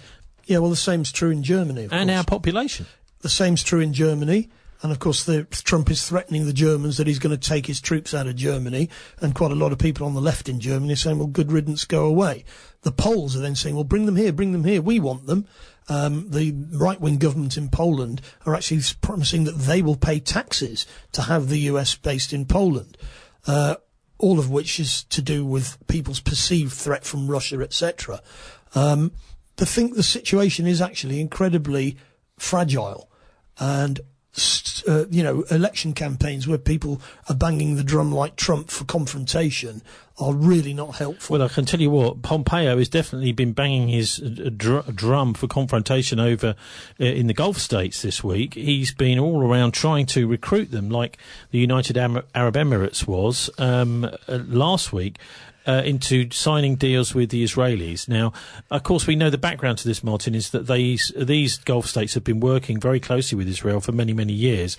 It's just a question of whether they would like to say that publicly, because their own population in those countries might not be too happy about that. Not that that matters, because they're not democratic countries. Well, I mean, it does. If you're not necessarily in a stable position as a ruler, then you might find that your population may even revolt against you, in some way. I mean, it's a big difference, isn't it, between doing these deals with the Israelis secretly behind closed doors and saying, actually, it's our good old Israeli brothers. A lot of people, particularly Muslims in those countries, would be not necessarily happy with that. Well, I think you'll see that Mohammed bin Salman was supposed to meet with Netanyahu in the US this week, but he's bottled it. He pulled out. For the kind of reasons you've just suggested. So in the Middle East Eye this week, Pompeo ends his Middle East tour without a single state agreeing to normalisation with Israel. Bahrain, Oman and Sudan have all failed to follow the UAE's lead in normalising ties with Israel. US Secretary of State Mike Pompeo headed home yesterday, marking the end of a Middle East tour which was effectively, Martin, a total failure. Yeah, but of course what's going on is that the Iranians have said this week that the attack on Natanz and various other things was definitely sabotage. So that's definitely the Israelis and the Americans, presumably with British support, attacking things inside Iran. You see, the Iranians might turn around and say, hang on a minute, you're supporting blowing up our stuff. Maybe we ought to come to your country and blow up some of your stuff.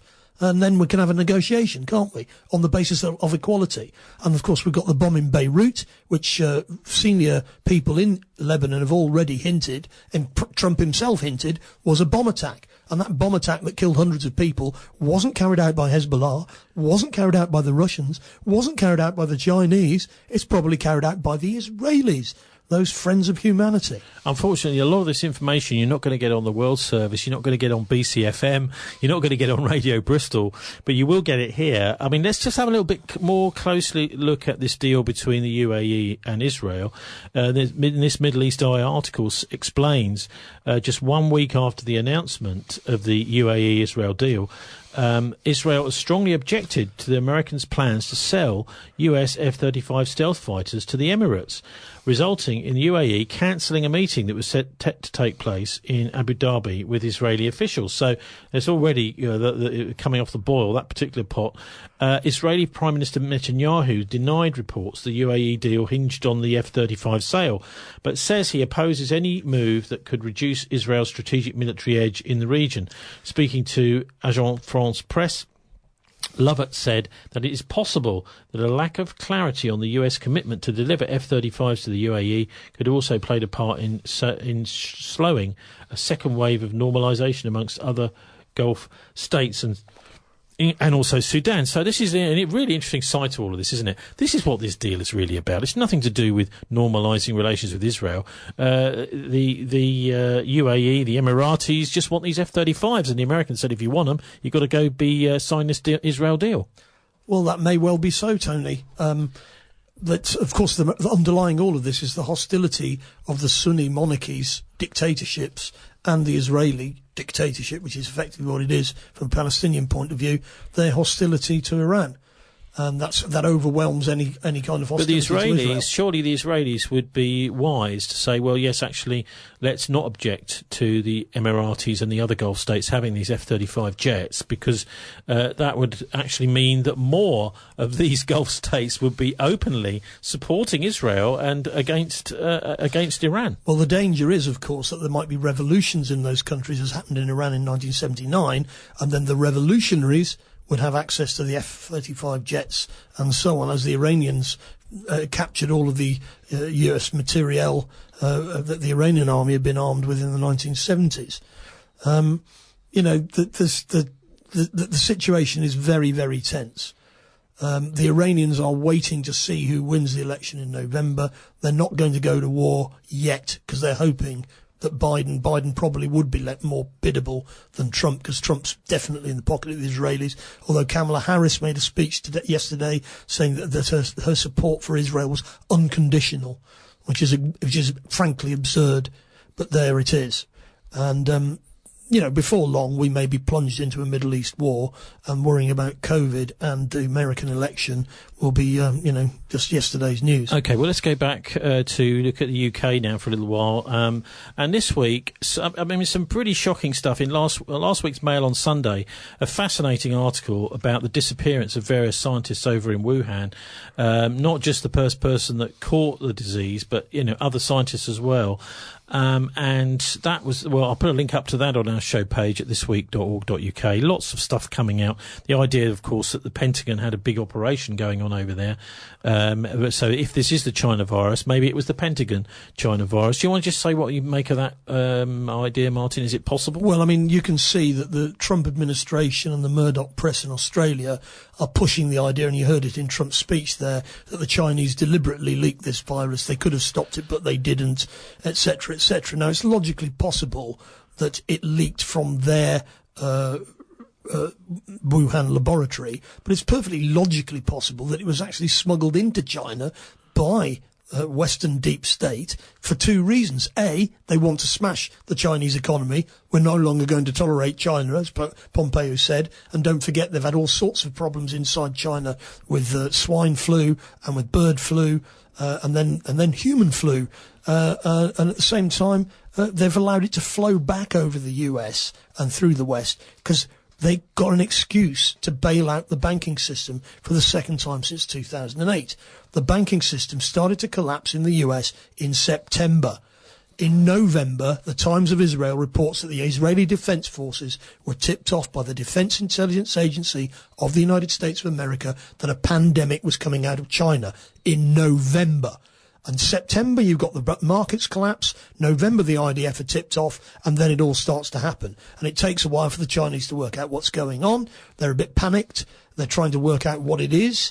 And then eventually they realise what's going on, and then they lock down. And, of course, they've been much more successful in controlling COVID than the US. We've got some actually really quite good news this week, again from the Mayoral. New mutation of coronavirus may be a good thing. Strain common in Europe, America and parts of Asia is more infectious but less deadly, expert claims. A mutated strain, D614G, seems to be more infectious but less deadly than the original. Top expert says maybe that's a good thing, as it could lower the death rate. Well, obviously the death rate is going lower and lower all the time. Dr. Paul Tambaya said most viruses tend to become less virulent as they mutate. And Martin, this would of course correlate with this whole idea that this maybe was a man-made virus, because the various things that the geneticists would add to a virus as the thing mutates, they are likely to fall away.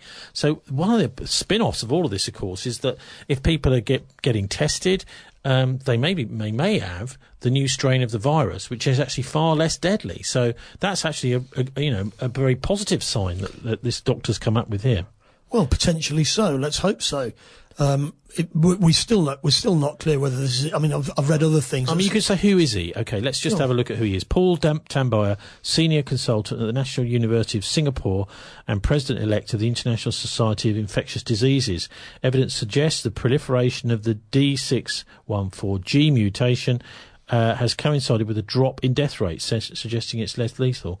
So a mutation is likely to actually, we're going to see less function of a virus as it mutates. Well, hopefully so. I mean, I've read other stuff this week that suggested that it may have come from South China, from mines which were full of bat droppings, because people who were digging these bat droppings out started dying of COVID. Now, there's loads of, there's still loads and loads of information, disinformation. Well, I mean, looking at stuff out there. Looking at the death rates in the UK, as you can see the graph. I don't know if you can see that. I'll certainly put this graph up on our show page at thisweek.org.uk. The UK coronavirus death toll as of yesterday, August the 17th, it shows a declining trend in mortality, unknown which strain each individual dies of, but D614G, believed to be the most infectious and least deadly, is thought to be dominant now in the UK. So it's almost as if nature's taken its course here. This thing, which was potentially, anyway, put out by the military or somebody along those lines, has slowly but surely run out of steam. Yeah, well, if this is true, it's good news, because it basically means people can be infected and therefore not even vaccinated. This would explain without dying or getting really ill. Okay, so you can't presume. No, we're not. We can't presume anything. If this is true, okay, it's a great big if. If this is true, it means that the people who are testing positive, and it would be an explanation as to why so many people who've been testing positive after being contact traced for COVID-19 say they haven't got any symptoms. because actually what they're dealing with is a fairly, denuded strain of this. Anyway, I thought we'd have a listen to your favourite doctor, who is Martin, Dr. Vernon Coleman, who's living over in France now. He's the former British doctor, if I can find him. Here is his, I think, witty, humorous quip on the, I suppose, social implications as well of what's been going on with the pandemic this week. A document re-released from the British government's official advisers at SAGE, surely the most unsuitable acronym in history, confirms what I've been saying for months, that their advice to the government was to use the media to increase a sense of personal threat and to increase a sense of responsibility to others. May I remind you that we pay the fat salaries of these utter bitches. Instead of looking after us, calming our fears and making us feel less stressed, they've deliberately been doing everything they could to terrorise us and to ramp up the scare stories. Distrust the government, avoid mass media, and fight the lies. Meanwhile, the leaders of the 4 nations in the United Kingdom have been doing everything possible to create confusion and extra anxiety. I plucked up the courage to take a look at the BBC website the other day and found the official rules on how and when people are allowed to meet one another. These are the official rules from the BBC website. In England, 6 people from multiple households, or up to 30 people from 2 households, can meet together outdoors. They mustn't get closer than 3 foot 3 inches. In Scotland, up to 15 people from up to 5 households can meet as long as they all keep 6 foot 6 inches apart. In Wales, any number of people from 2 households can meet as long as they're 6 foot 6 inches apart. And in Northern Ireland, up to 30 people can meet outdoors but must keep 3 foot 3 inches apart. The rules are equally confusing for indoor meetings. In England, 2 households can meet together. In Scotland, 8 people from 3 households can meet. In Wales, 2 households can form one extended household, whatever that means. It sounds like Welsh wife swapping to me. And in Northern Ireland, 10 people from 4 households can meet. There's no advice on what happens to citizens who live on a border between the 2 countries. The one conclusion from all this utter is that there's no science to any of this. Idiot civil servants and politicians have clearly made it all up. I bet they couldn't stop laughing to themselves as they wrote this garbage. Meanwhile, there's increasing evidence that less and less deaths are being marked down to COVID-19 and more people are immune. The testing is a nonsense, as unreliable as Tony Blair, but as the positives turn up with predictable regularity, so governments use the results as an excuse for more and tougher laws. There's no longer any doubt that health policy is being used to achieve geopolitical goals. We are at war with our own governments, with many of our universities and with much of our media.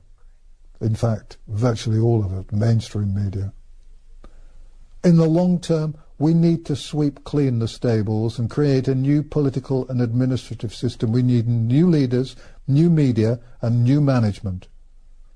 Our politicians and public servants have done worse than fail us. They have betrayed us.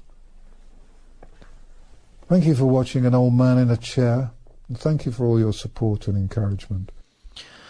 OK, that's Dr. Vernon Coleman there, the author of How to Stop Your Doctor Killing You. He's been going a long time. I've been following him for years, and it's really interesting. He seems to have become a kind of almost... his YouTube channel has done extremely well. Anyway, what do you make of him saying, actually, we need a new way of doing things completely? I mean, you might not agree with what he says on the COVID, but there is this whole idea coming along, isn't there, of the Great Reset, and he's saying we need something completely different. Well, in that case, he's saying we need a great reset. It's just his version of a great reset, if you like.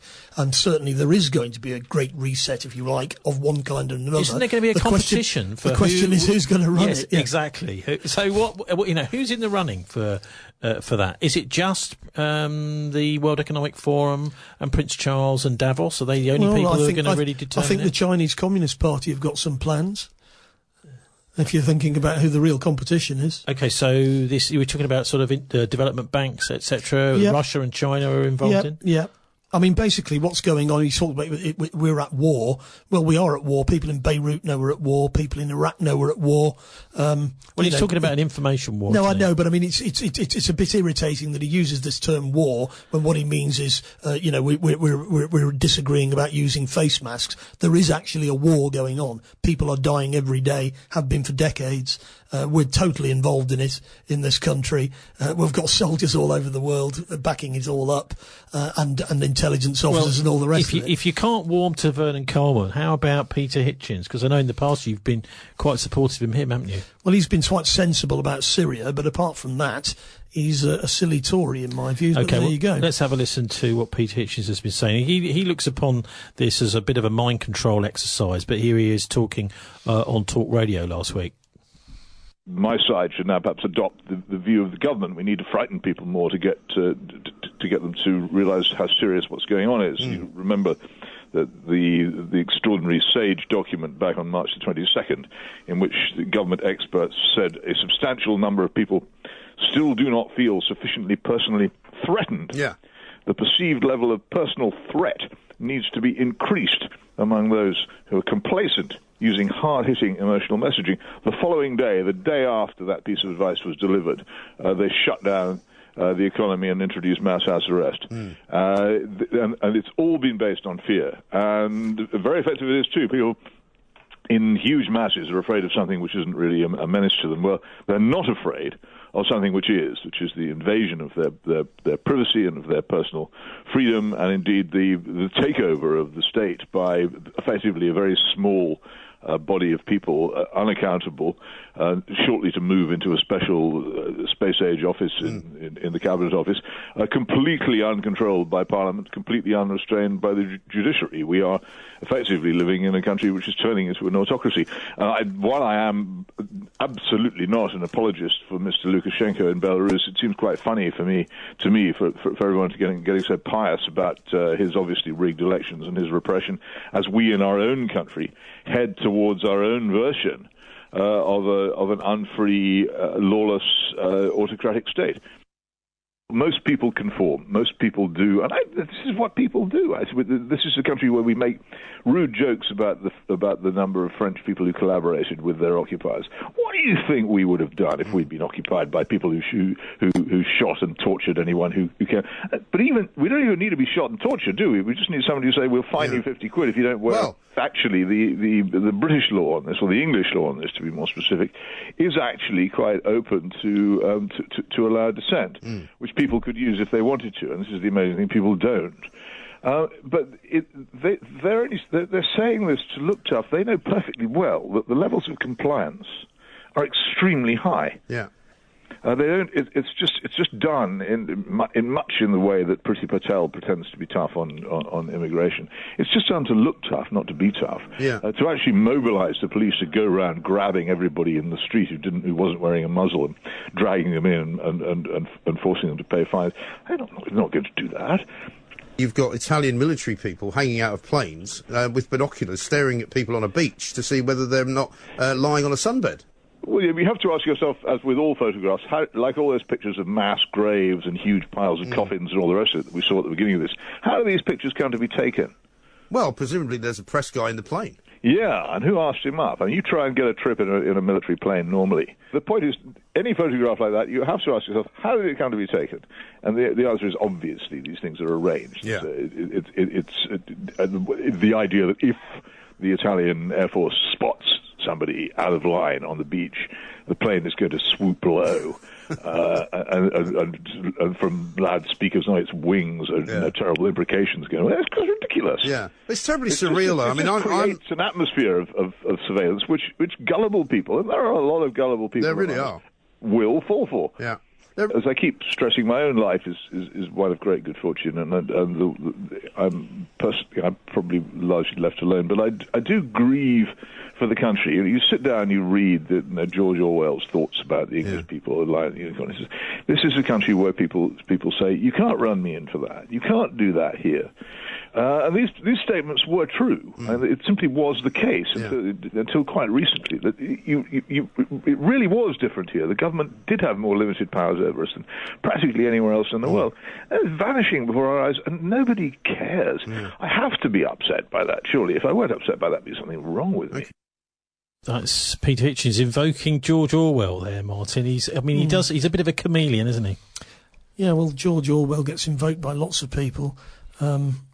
He was actually a tout for MI5 and MI6. He grassed loads of people up who were communists, in his view. Peter Hitchens, not George Orwell. Well, no, I'm talking about George Orwell. Oh, you are? Yeah, okay. And they were all had their careers ruined. So Orwell the Saint is he's a saint to some people. He was no more better or worse than many other people. I mean, the idea that Hitchens has got that at one time Britain was a free country and then gradually it's all been taken away, I think it's just rubbish. I mean, basically it's always been a pretty conformist place. In the 1950s, people were given sarin up at Porton Down. What he's saying, surely you've got to agree with the basic point here is that the government is becoming useless, more useless. Over the years, it's slowly but surely, since World War II, and we're going to be hearing from Mohammed Rafiq in a minute, in the 1950s and 60s, it was fairly well organised. It's just going down, an almost terminal slide at the moment. Well, what's happened is that the state used to be more omnipresent than it subsequently became. Don't forget we had rationing into the 1950s, for example. But at the same time, the state also actually did a reasonable job of things like providing schools and buses. What's happened is that the state has become weaker and weaker at doing the stuff that we want it to do, but more and more overblown at doing the stuff we don't want it to do, like invading Iraq. Trump mentioned there Biden supported the invasion of Iraq. So did virtually the 100% of the Republican Party. It caused 1 million people to die. It's still not over. The war goes on, but it's all just electoral games for us. Biden supported it. And the current government in this country, Boris Johnson and all the rest of them, they all supported it.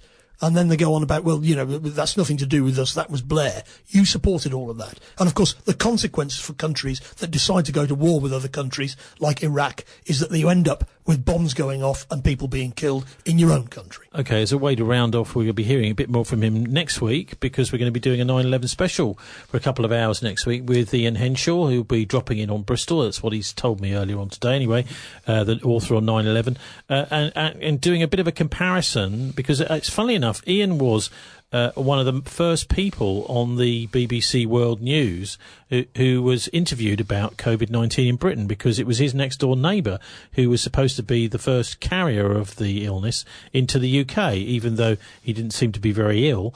And also, as we know, there's lots of evidence that the disease was circulating in the UK well before it was supposed to have been in March, and in fact probably here in Bristol, the BBC Natural History Unit on the 17th of December, and a crew flew in and spread it around in the BBC offices, although they haven't actually reported that yet. Maybe they never will. So what do you make of this idea, Martin, that actually it was quite widespread possibly the Icelandic people said it was the Alps that it was mainly in, but it was spreading to Iceland from there and from the UK, that it was in the UK, possibly the US, but certainly in some of these countries well before it was even supposed to exist. There's plenty of people who are saying exactly that, but I come back to the Times of Israel saying that the Defence Intelligence Agency of the United States said to the Israeli Defence Forces that there was going to be a pandemic in China the following month. How did the DIA know that? Good question. Right, well, we're going to hear now from former psychological warfare officer Scott Bennett. He certainly believes that there's elements of psychological warfare involved in the way the media is being used in the COVID-19 so-called pandemic, which certainly, if you look at the graph on our show page at thisweek.org.uk, looks to have been over about 2 months ago.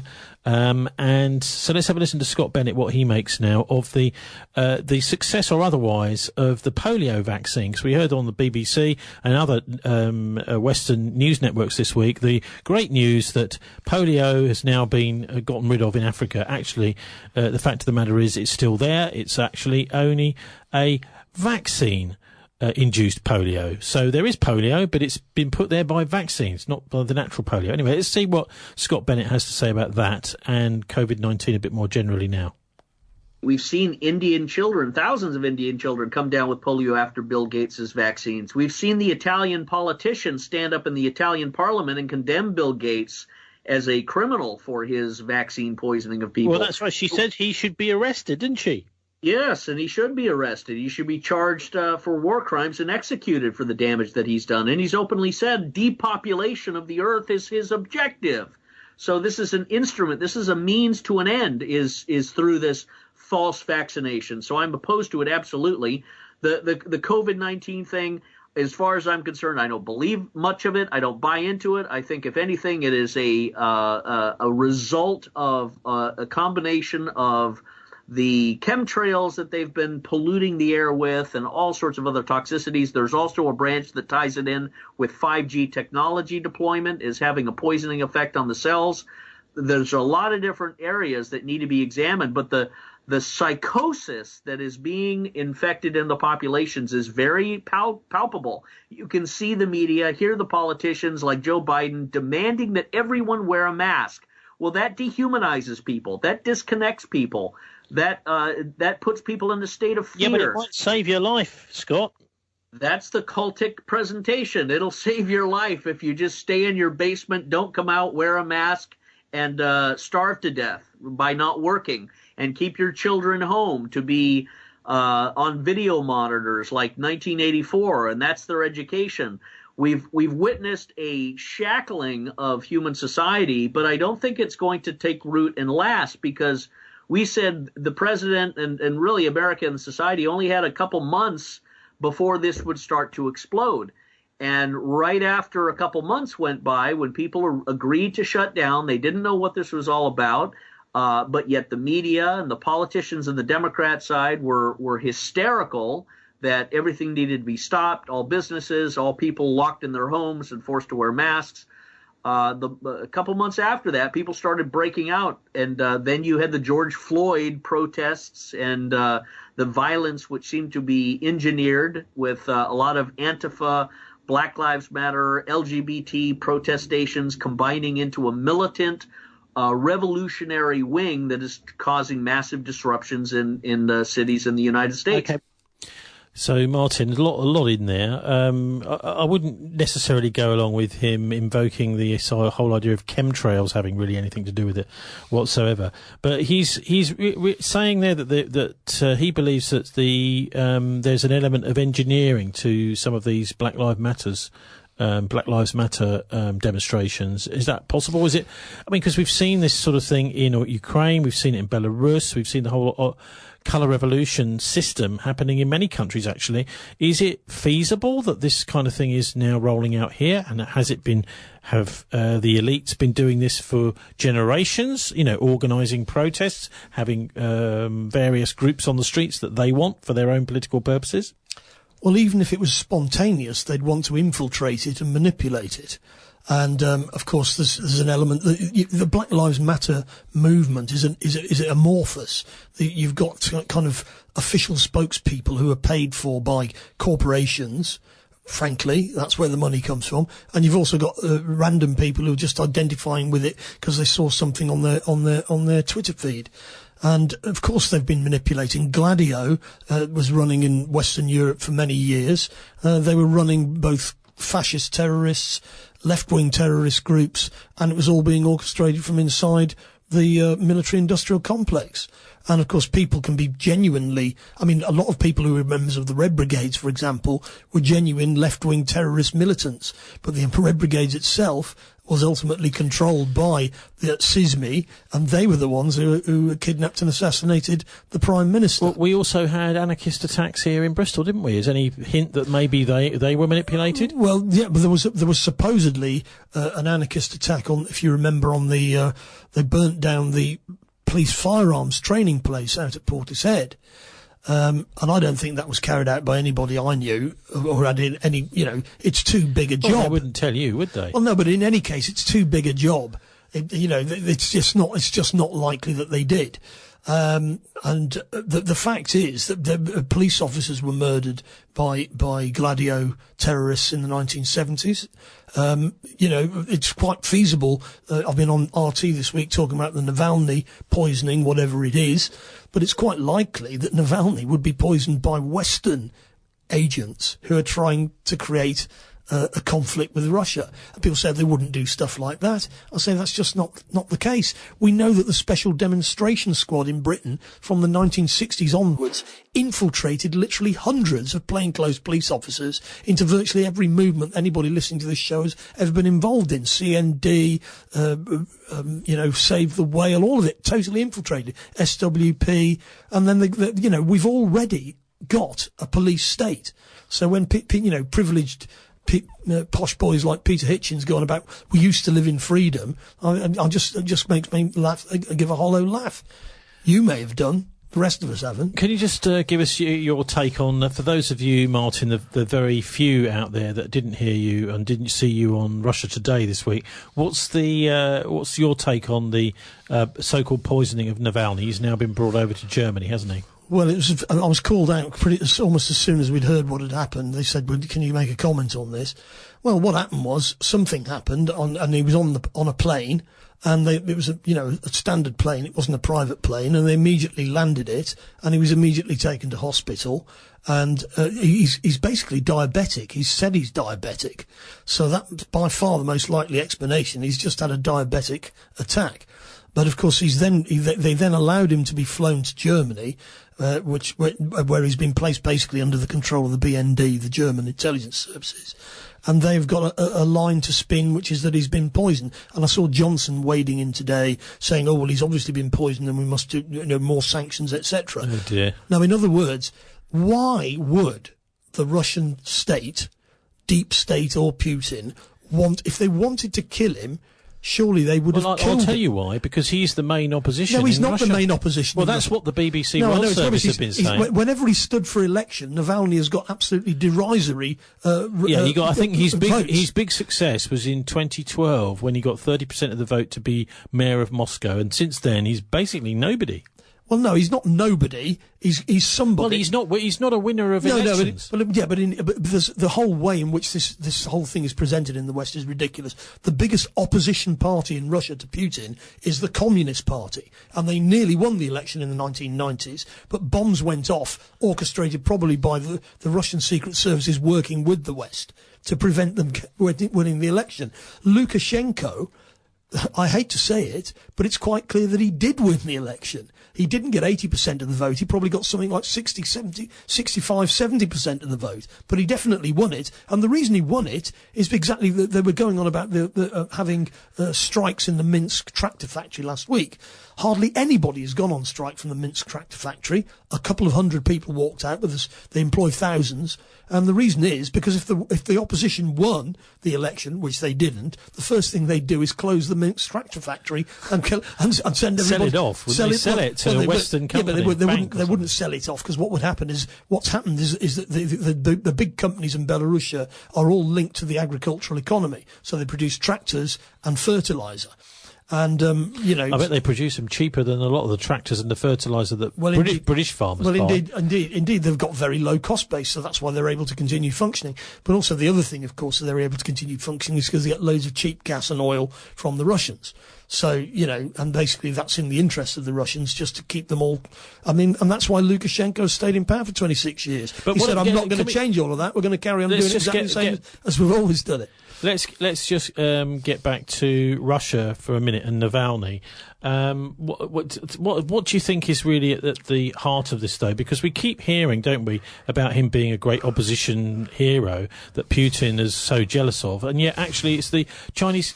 Sorry, not the Chinese. The Russian Communist Party is still very strong in politics. Where are the real opposition to Putin? Because this is what he's always presented as the main opposition to Putin, but actually that seems to be only in the Western media, nowhere else in the world, there's not in diplomatic or ambassadorial circles. Nowhere does this guy feature really, apart from in the Western press. But so, who is the real opposition? Well, to you've got two sources of real opposition to Putin. One is the Communist Party, which Zyuganov was the president of that, but they put up a different guy to stand in the last election, but they got 17 to 20% of the vote, far in excess of anything Navalny's ever got.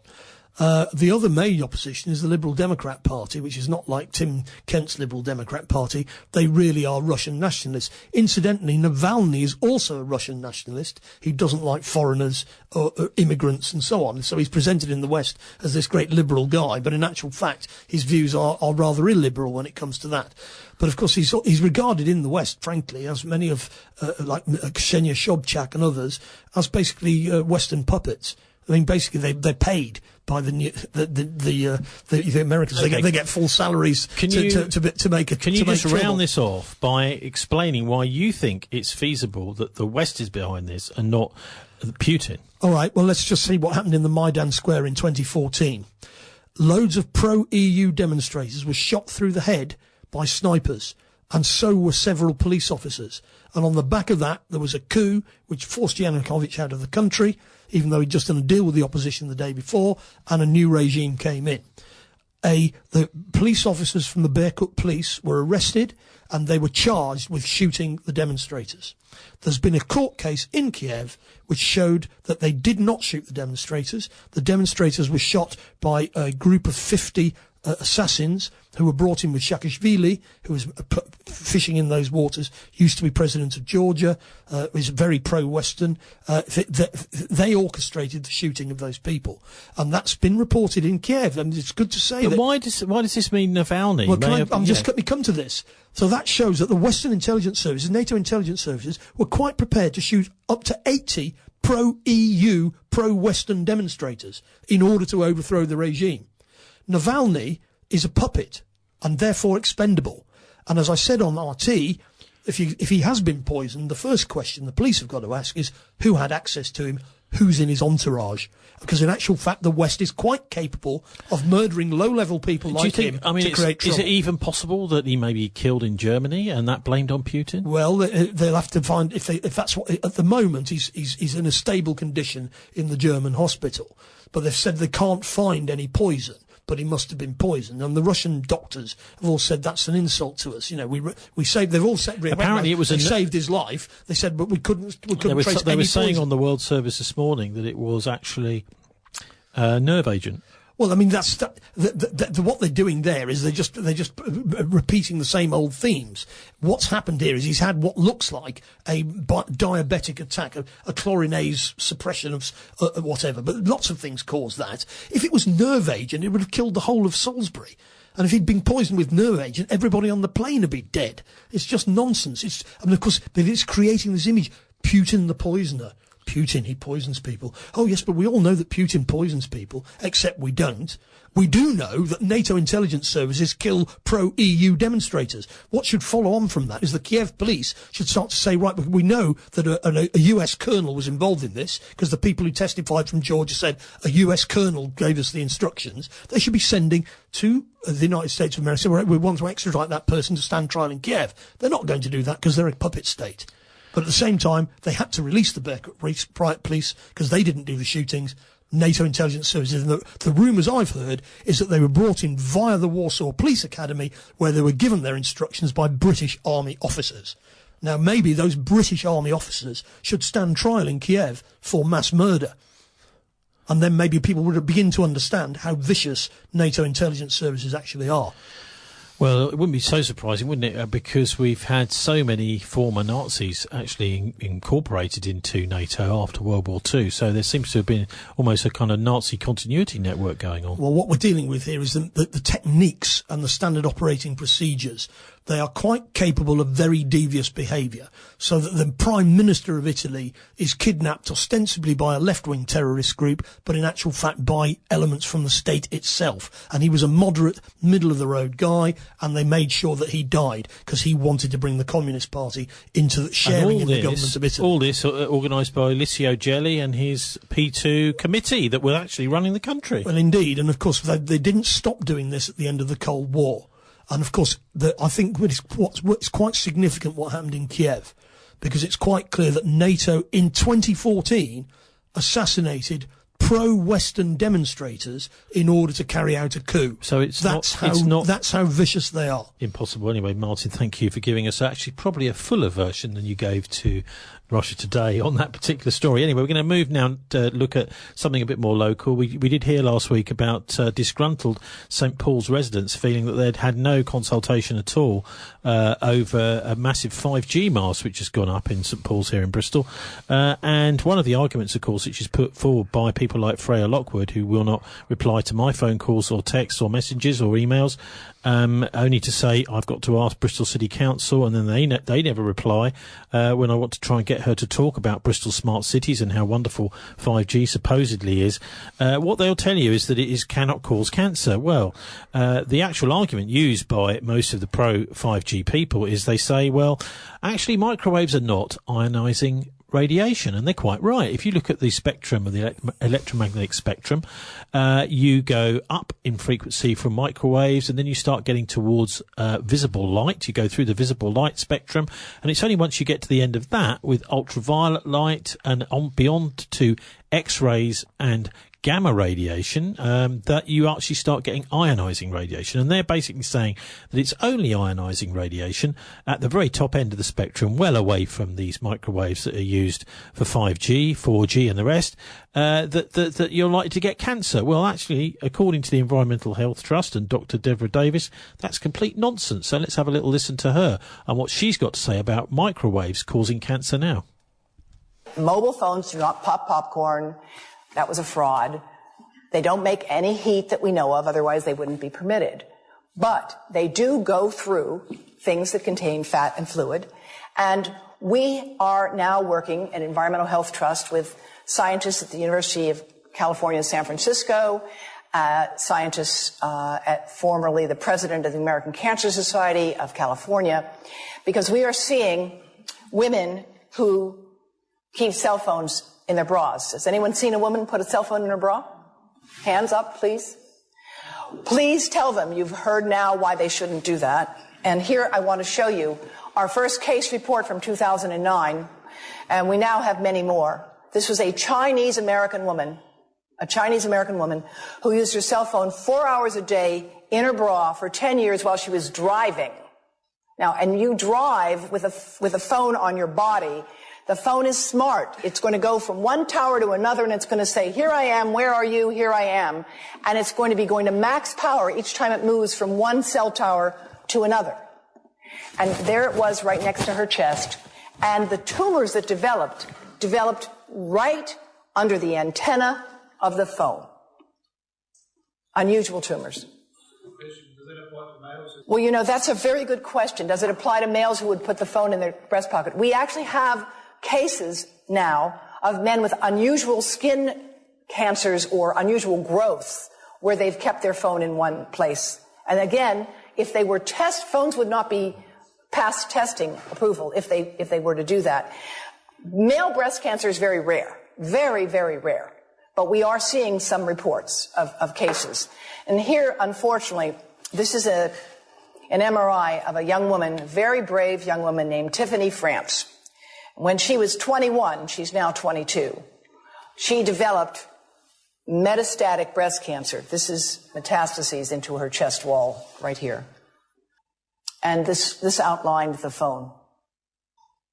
And it was subcutaneous, so it's like right under the surface of the skin.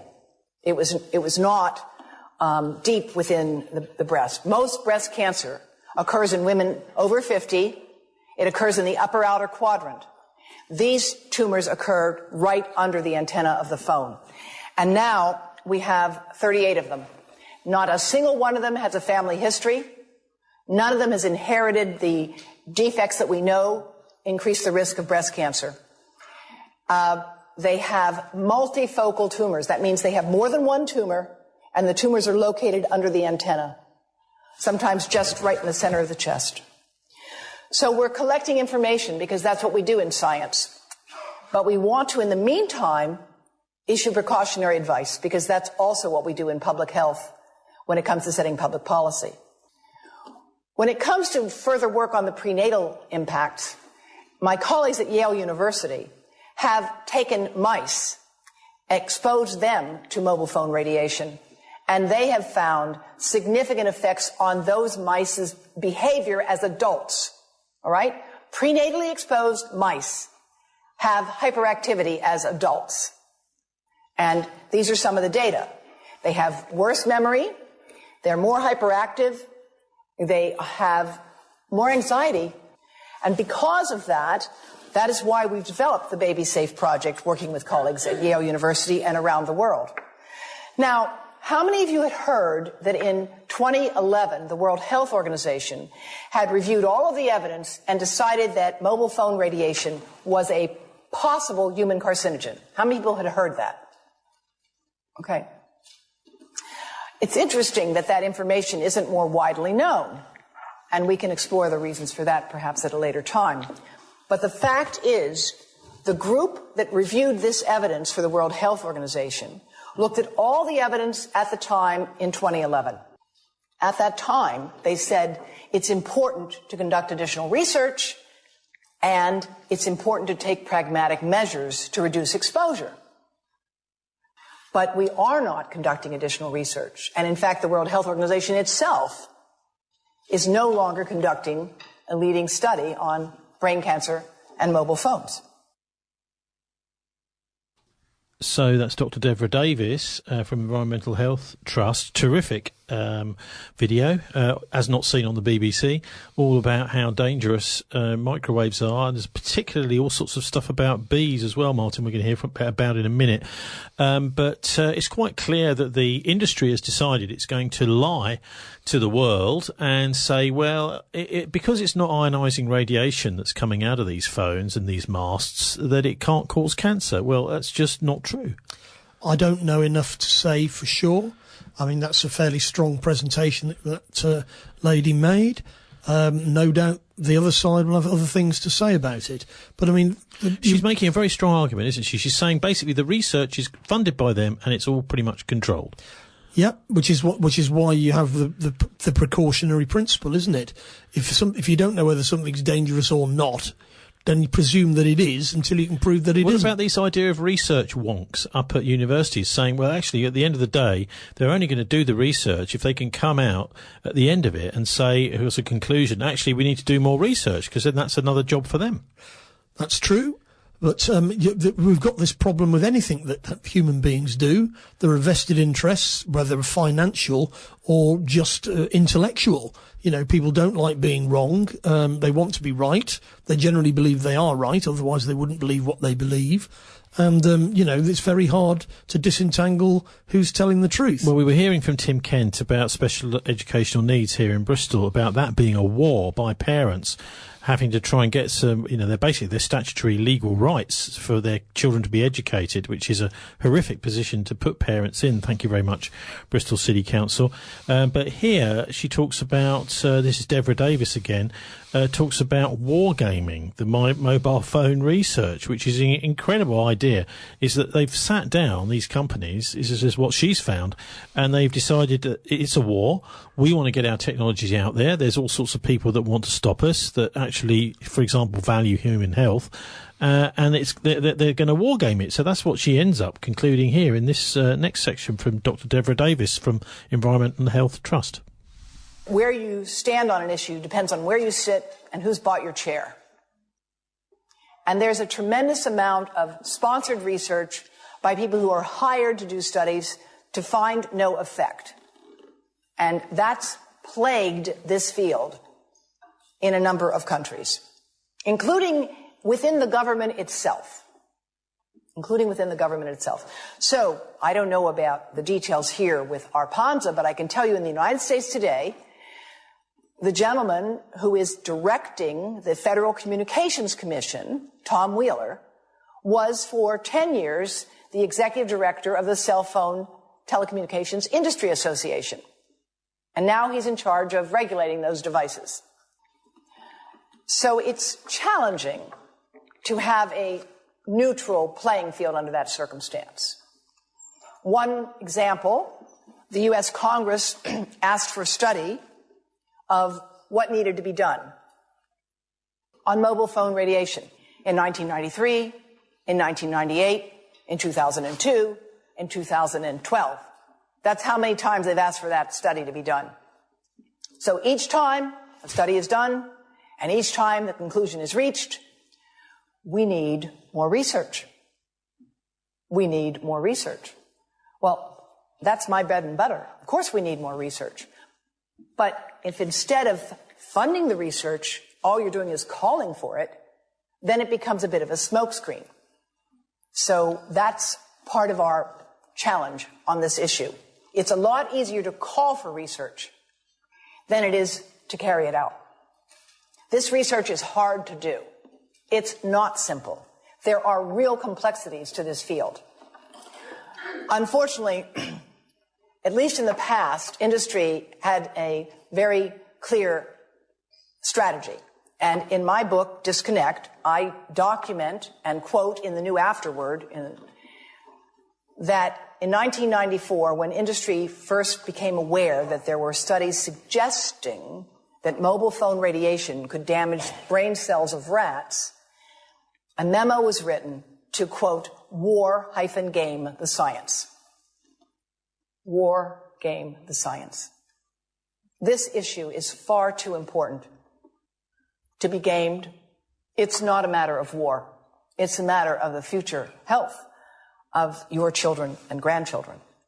Oh, well, we're leaving the European Union, Martin, and it's the EU regulators who decide whether mobile phones are safe or not.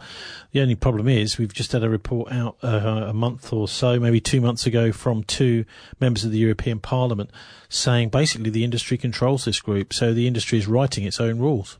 Yeah, it's what's called regulatory capture in the economics textbooks. And if you think about it, it's pretty obvious because you've got people who are basically part of the industry. They then become the regulators of the industry, and then when they finish being regulators, they go back to making money from the industry, whatever industry it is. And it could be, and of course we're talking here about mobile phones, but it could be anything really. And it's a real struggle. I mean, there isn't an easy answer, because what you want is to have a state that's sufficiently independent to be able to regulate the private sector, but not to be beholden, have its own agenda, for example. I mean, one of the things, if you think about radar in World War II, people who were operating radars were told that it was perfectly safe. We now know that it wasn't safe at all, and that the people who operated radar had all sorts of long-term consequences. But at the time, when you're trying to win the Battle of Britain, the long-term consequences of the people operating the radar aren't the first thing on the agenda. And that's real warfare, which actually really does lead to corners being cut, like the creation of the vaccine for flu, which probably caused the Spanish flu epidemic, originally at a base in the US in Kansas. And of course they're cutting corners because they need to get their soldiers out to the front line with the flu injections already inside them. Same with Gulf War syndrome from the first Gulf War, where they basically knocked them up with loads and loads of vaccines against what they thought Saddam Hussein might have, because they'd supplied it to him. So you can see you've got two forces at work here. One is the corporate desire to just make money and not think about the consequences. You've also got the intellectual arrogance of people who've developed new technologies and they want them to go forward. And then you've also got the military. For example, 5G clearly has all sorts of military applications, and it may well be that the Chinese, for example, are pioneering all of this because they want to be at the cutting edge of the military implications. What military application does 5G you possibly have. I mean, admittedly, the whole idea of mobile phone data was originally a military concept. The idea was that you could speak to people in the battlefield, and you could actually use that data connection to them to download maps and things like that, things that they needed to know about, for example. That's right. And that's where the mobile phone industry and data industry on mobile phone actually sprang from. Yes, and the whole internet came out of, Pentagon spending, because the private sector won't invest enough money to develop the technologies concerned. So you often find cutting-edge technology is driven by military expenditure, and that goes back, in history. You'll see that the creation of the Bank of England, the Royal Navy, all of this was basically a military industrial complex in embryo, which of course continues to function to this day with much the same sort of agenda as it always had. Well, we're going to go and have a listen now to a chap called Mohammed Rafiq, who sadly died a couple of weeks ago. He was a guy who used to work at the Bank of England. In fact, Martin, he was working there very hard and diligently during the Big Bang in the 1980s. I think it was 1986? 7, I think. Margaret Thatcher and Victor Rothschild decided they were going to digitise everything that was done in the City of London. This is something that was many people don't realise that before that date, all various deals to do with exchange of share certificates, bearer bonds, all these sorts of financial transactions in the City of London. Many of them, Martin, used to be done by a courier. So a guy on a motorbike with a share certificate or a piece of paper of whatever sort in a leather briefcase on a motorcycle would go from one bank to another and get a document signed, and everything had to be finished by the end of the day, and it was done in that way, in all physical bits of paper. But obviously the whole digital world changed all that. Do you think there was really much difference between what was going on with motorcycle couriers and bits of paper and the digital world?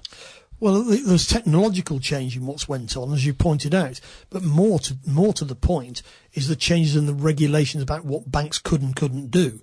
And so in the US, for example, in the 90s, they abolished the Glass-Steagall Act, which separated investment banking, i.e. speculation, from normal retail banking, where people put their funds in order to pay for their retirement or whatever.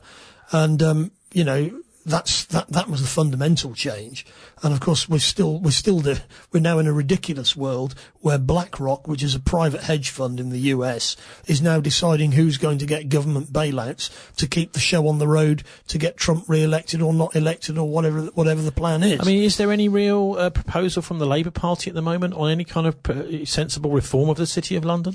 Well, you'll find that no doubt people are making some noises in that direction, and people like Richard Murphy, Tax Justice Network. Well, he seems to be gone completely from the scene now. When John McDonnell's left now, so these people have now been jettisoned from the party. Yeah, well, I think even the more right wing members of the party can see that we've had another bailout of the financial services sector, just like in 2008. But of course, many of them think that that's just to do with COVID. I'd like to agree with you, but I seem to see most of the right wing sort of in the middle of fighting the left wing, and the left wing fighting the right wing. Anyway, let's have it before we hear from Mohammed Rafiq. This is a little bit cheeky, but it's a piece I was going to play in the first hour. We didn't have time for, and this is the former Foreign Secretary, Labour Foreign Secretary, and the guy who stood for leader along with his brother Ed Miliband.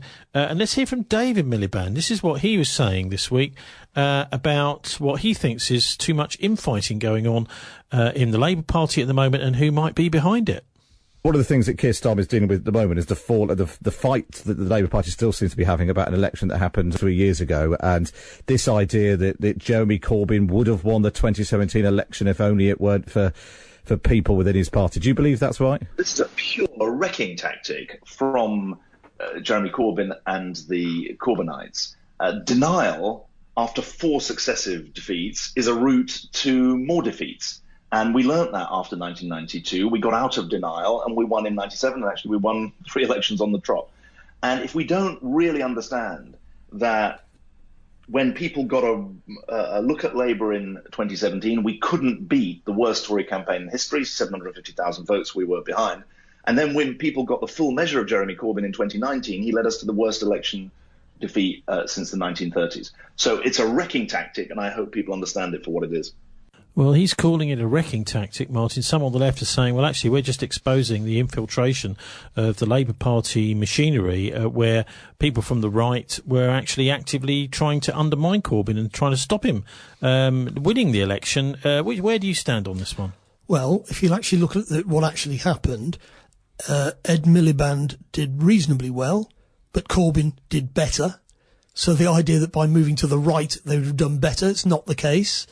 When you look at what happened and he lost by a few thousand votes in a few constituencies under first past the post. This is in the 2017 general election. But don't forget, but what's happened since then is that Scotland has decided to go. In fact, Theresa May was quite confident, wasn't she? She was so confident. She was going, I'm going to get massive majority now. Actually, she got a bit of a surprise, didn't she, on election day? She did. But what's also happened since David Miliband was in charge, and of course he full-heartedly supported the invasion of Iraq, which of course made the Liberal Democrats take loads of Labour votes in cities like Bristol. And of course he was involved in things like rendition and all the rest of it.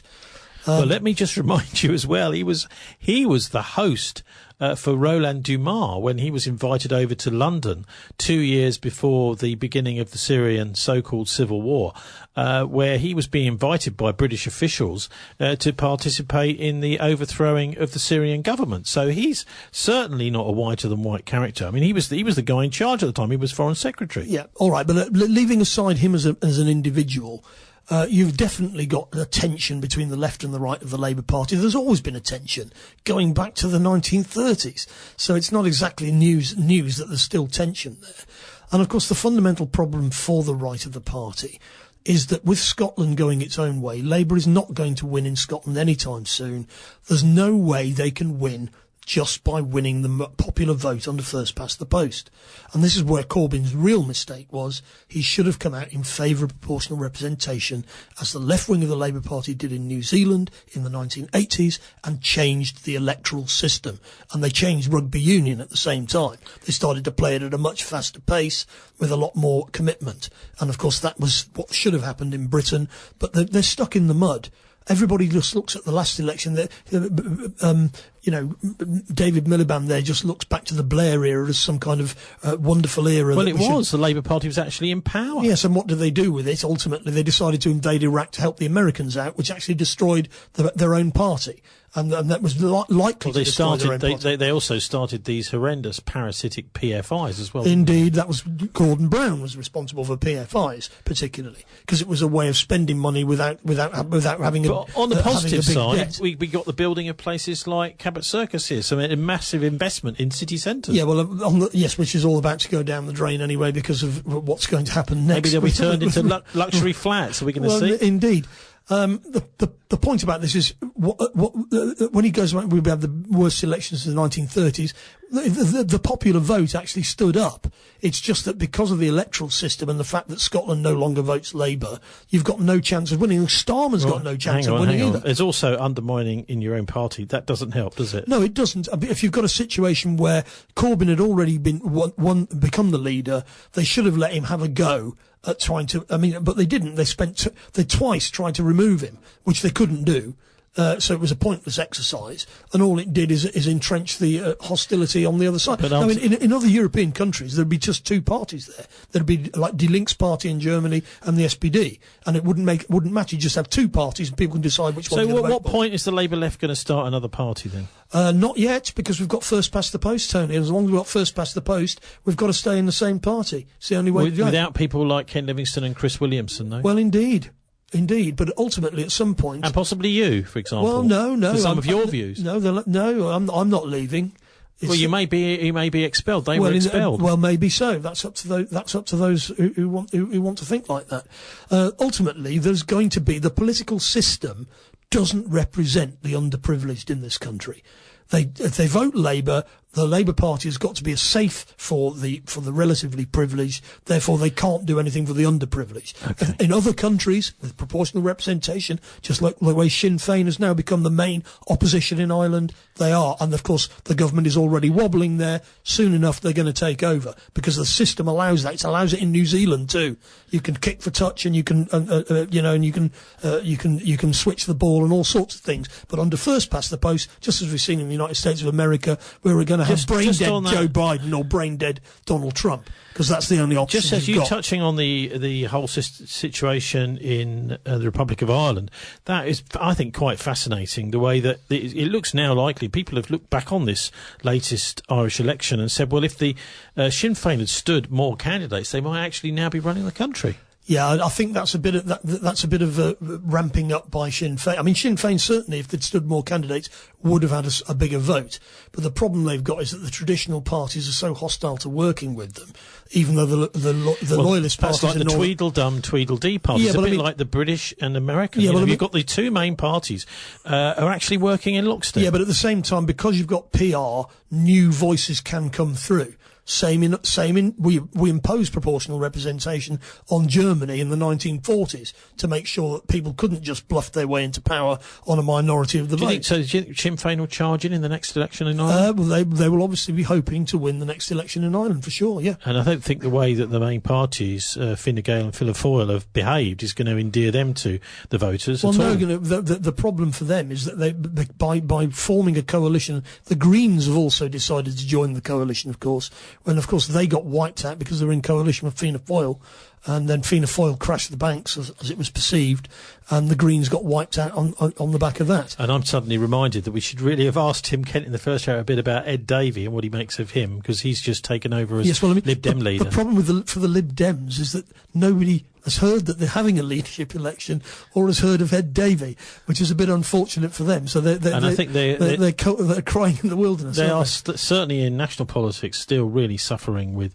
a couple of things, with Jo Swinson and her attempt to completely reverse the Brexit vote without asking anybody. And the other thing, of course, is the whole gorgeous coalition relationship between Nick Clegg and David Cameron, which went down like a lead balloon. Anyway, we've still got 11 MPs, which is a lot more than the Greens. Well, it's just a kind of residual. Anyway, let's get on to talk about, or to hear from, in fact, Mohammed Rafiq, who died last week. He's an ex-Bank of England employee, and I spoke to him back in 2012, sitting in his Rolls-Royce, actually, I think it was in Croydon. In fact, the engine ticks over so quietly in that car, you can hardly hear it in this interview. But he had some fascinating things to say as a former insider in the City of London. It is not really possible to study central banking. The understanding that is taught in academia through economic circles has got very little to do with the practical reality on the ground. And that is simply because it's, as the Americans would say, a bum steer. If people don't know what the actual subject is and the subject matter, they can talk till the cows come home about anything else. They can't fix anything because their core understanding is wrong. So even without the conspiracy theory element, which isn't a theory, it's a conspiracy fact, as I was describing the difference between the understandings there, and that's carefully managed because the people who understand what's going on pass that on an intergenerational basis, and it's a very limited need-to-know basis. But it sounds almost like a cult. Yeah, you could say it was almost like that. It was a money cult. I mean, these people had been earning from these processes for generations. In the same way somebody might be a rope maker or a candlestick maker or a smith of some description, these people passed on from one generation to the next so that their children got this instant leg in. The institutions that I worked for instance, were purely old Etonian. So if you didn't have the old school tie, and everybody knows this is not a theory, this is fact, historical fact. If you didn't have the school tie, you didn't get on the board. It was that simple. It was got nothing to do with capability or qualification. It was completely a privileged hierarchy. Back in the 1970s and 80s, I mean, in the 80s, and when we started dropping off from the idea of full employment, at some point, Britain has gone from being a country where money actually serves the population and serviced the nation to a point where we're now feeling that actually we are serving the money system. At what point did that happen? Well, I think it's always been like that. I think that after the Second World War, they lifted the yoke slightly.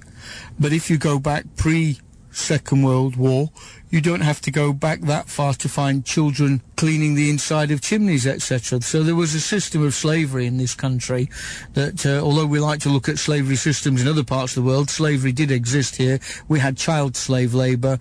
There were unions that fought against that to try and get some kind of equality in life. We kind of take all of those fights for granted now that went on back then, and think that this system, which is slowly, insidiously seeping its way into becoming the master of our lives, is something new. It's actually something returning, and hence the old mantra, those who do not learn from history are doomed to repeat it. If we study the history of this system, we'll see very clearly that all that's happening is a repeat of what's happened previously. It's been digitised, it's sold in a different way, where it's marketed and we're made to feel comfortable about it and made to feel that it's the right and proper thing, but actually it isn't. The whole thing needs challenging from the root up. Well, that's a pretty good summary of what's happened. I'm reminded of the economist Kaletsky, because he was an economist who was quite prominent in what you might call the Keynesian era of full employment and nationalised industries and so on. And at that stage, and I went to university at the end of that sort of era, people were just saying, well, capitalism's reformed itself. It's not like it used to be back in the bad old days. Oh, I think you're being a bit mean to him saying it's pretty good. I think it's better than you in some ways. No. He's talking there about from someone who's seen right at the very inside of the City of London, and he's talking about it as certainly this whole idea of Etonians, the intergenerational nature. This is like basically a money guild. Like the medieval guilds, that if you're born into it, then you know about it. And he's also saying there that our understanding, that economics, in fact, you say this quite a bit yourself, don't you? That actually it's the understanding and the teaching and the whole sort of university ethos around economics is completely wrong. And that's the way they like it, because they know what's really going on and you don't. Yeah, well, coming back to what I was saying about the end of the Keynesian era, Kaletsky said, the problem is that they're never going to... basically, you've got full employment. Capitalism is working well in many respects. Of course, we were still having the Vietnam War and all the rest of it. But basically, capitalism, there were universal schooling, healthcare, all of these things. But of course, it's only conditional. And the traditional ruling classes, the old Etonians, let's bring them into it. They were never going to accept that as a permanent setup. And that's what Thatcherism and Reaganism was all about. We're going to get rid of the last 30 years, what they call le 30 glorieux in France, the 30 glorious years. And we're back to the 19th century with the same kind of gaps between rich and poor, the same dominance of... in fact, there's more dominance of finance capital now than there was in that era. And we're now reaching a point where, there is going to be an implosion as a result of the mismanagement of capitalism. Capitalism probably is going to collapse anyway because it's got all these tendencies towards Well, it will collapse. Be pushed at the right moment. The insiders will make most money out of it. Well, that may be so, but it may just break down of its own internal contradictions. But also, you've got... we bailed the banks out in 2008 and we bailed them out again in 2019. And of course, that was only supposed to happen once. And if it happens twice... You mean 2020? No, 2019 is when they started bailing the banks out in September, before the pandemic in November. But we had this massive bailout in March, didn't we? Yeah, but the bailouts began in September 2019, which is when COVID then came along as the perfect cover story for bailing the banks out. And this, of course, is if we bailed the banks out without having COVID as a cover story, everybody would have been going nuts. Keir Starmer got a picture of him there on the computer. He would have been going nuts. Why are we bailing the banks out? But of course, we all know why we're bailing the banks out. That's if only if he was told to. Well, don't judge Starmer too. We've harshly. No. We're going to see which way he's going to jump. he will be infinitely better than the incompetents who are currently running the country. Well, I don't disagree with that, but I'm not convinced that Starmer is really his own person. He doesn't really seem to make his own decision. Well, we're starting to get into philosophical stuff there. So perfect time to move into to talk about our final item with David Livingstone, which is about Kabbalism. But before we do that, finally, I'm going to be speaking, I believe, in Castle Park here in Bristol. A group called Stand Up X is organising a whole tour. In fact, they sent me an email earlier where they say there's 25 cities in Britain in 27 days over the next month or so. They're doing basically a kind of grand tour with a bunch of organisers in their cars going from city to city to city, organising something called Stand Up X. Now, their idea, Martin, I don't know whether you think this is a good idea or not, is they're getting many of the critics of the current government, particularly the policy around masks and lockdowns and this sort of thing, together in these various cities to do that. So I'll put a link up on our show page to Stand Up X, and I don't think it's entirely finalised, but they're doing a kind of tour around the country, 25 cities in 27 days over the next month or so. Well, people are entitled to do anything they want to do politically. But whether everybody's going to agree with them is another matter, isn't it? But with me or you or them. Well, we shall see. I'll certainly be setting out my stall. I quite like the idea that, there'll be people that I very much disagree with and other people that I will agree with, and I'll probably learn something in the process. So that's Castle Park, 2 o'clock on Sunday. The other thing to say about that, I suppose, is that even though all the local media were notified of this, there's been nothing on the local media about it, whereas with the Black Lives Matter march, we had adverts, basically, on the local press on the Thursday and the Friday that it was going to happen at the weekend. We're not getting that at all with Stand Up X. So I don't quite know if the media have already decided there are good demonstrations and bad demonstrations. I suppose that would be normal, Martin, wouldn't it? It would, because the media are not honour bound to be neutral. They can basically take any side they like, can't Certainly they are nowadays, you're right. But anyway, so this is, we're going to hear now from David Livingstone. He's the author of Transhumanism, The History of a Dangerous Idea, which is, I think, an absolutely terrific book delving into the modern manifestation of fascism, which is an obsession with technology, the idea that humans can genetically engineer themselves to be amazing and great, and, for example, to eliminate death from the genetic codes, this kind of thing, to hook up with computers, to plug in your nervous system to a computer. But anyway, this book is more really about, or this discussion is more about one of his books called The Dying God. And this is about the history of the Kabbalah, from the Magi to the Assassins, with David Livingstone. So different scholars emphasize different sources. So some emphasize the Persian influence, some emphasize the Greek, some emphasize the other. Some tried to claim it was native to Judaism. Some said it was foreign to Judaism. And there's only one way to answer it. And that's the verse 102 of Baqarah in the Quran. And there it says that in Babylon, the Jews learned, if I can paraphrase it properly, they learned magic from the Satans. Mm-hmm. And the Satans practice what was preached by Harut, the angels Harut and Marut in Babylon, and they learned magic from them. And so the Jews who practiced this apostatized. They knowingly the Quran says they turned their backs on their religion.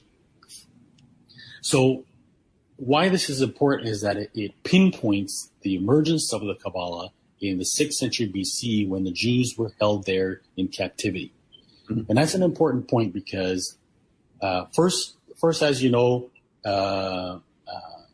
Moses and his descendants went to Egypt. They stayed there for several hundred years. Joseph and his brothers went to Egypt. Their descendants were led by Moses out of Egypt. They went to Palestine. They conquered the land from the Canaanites.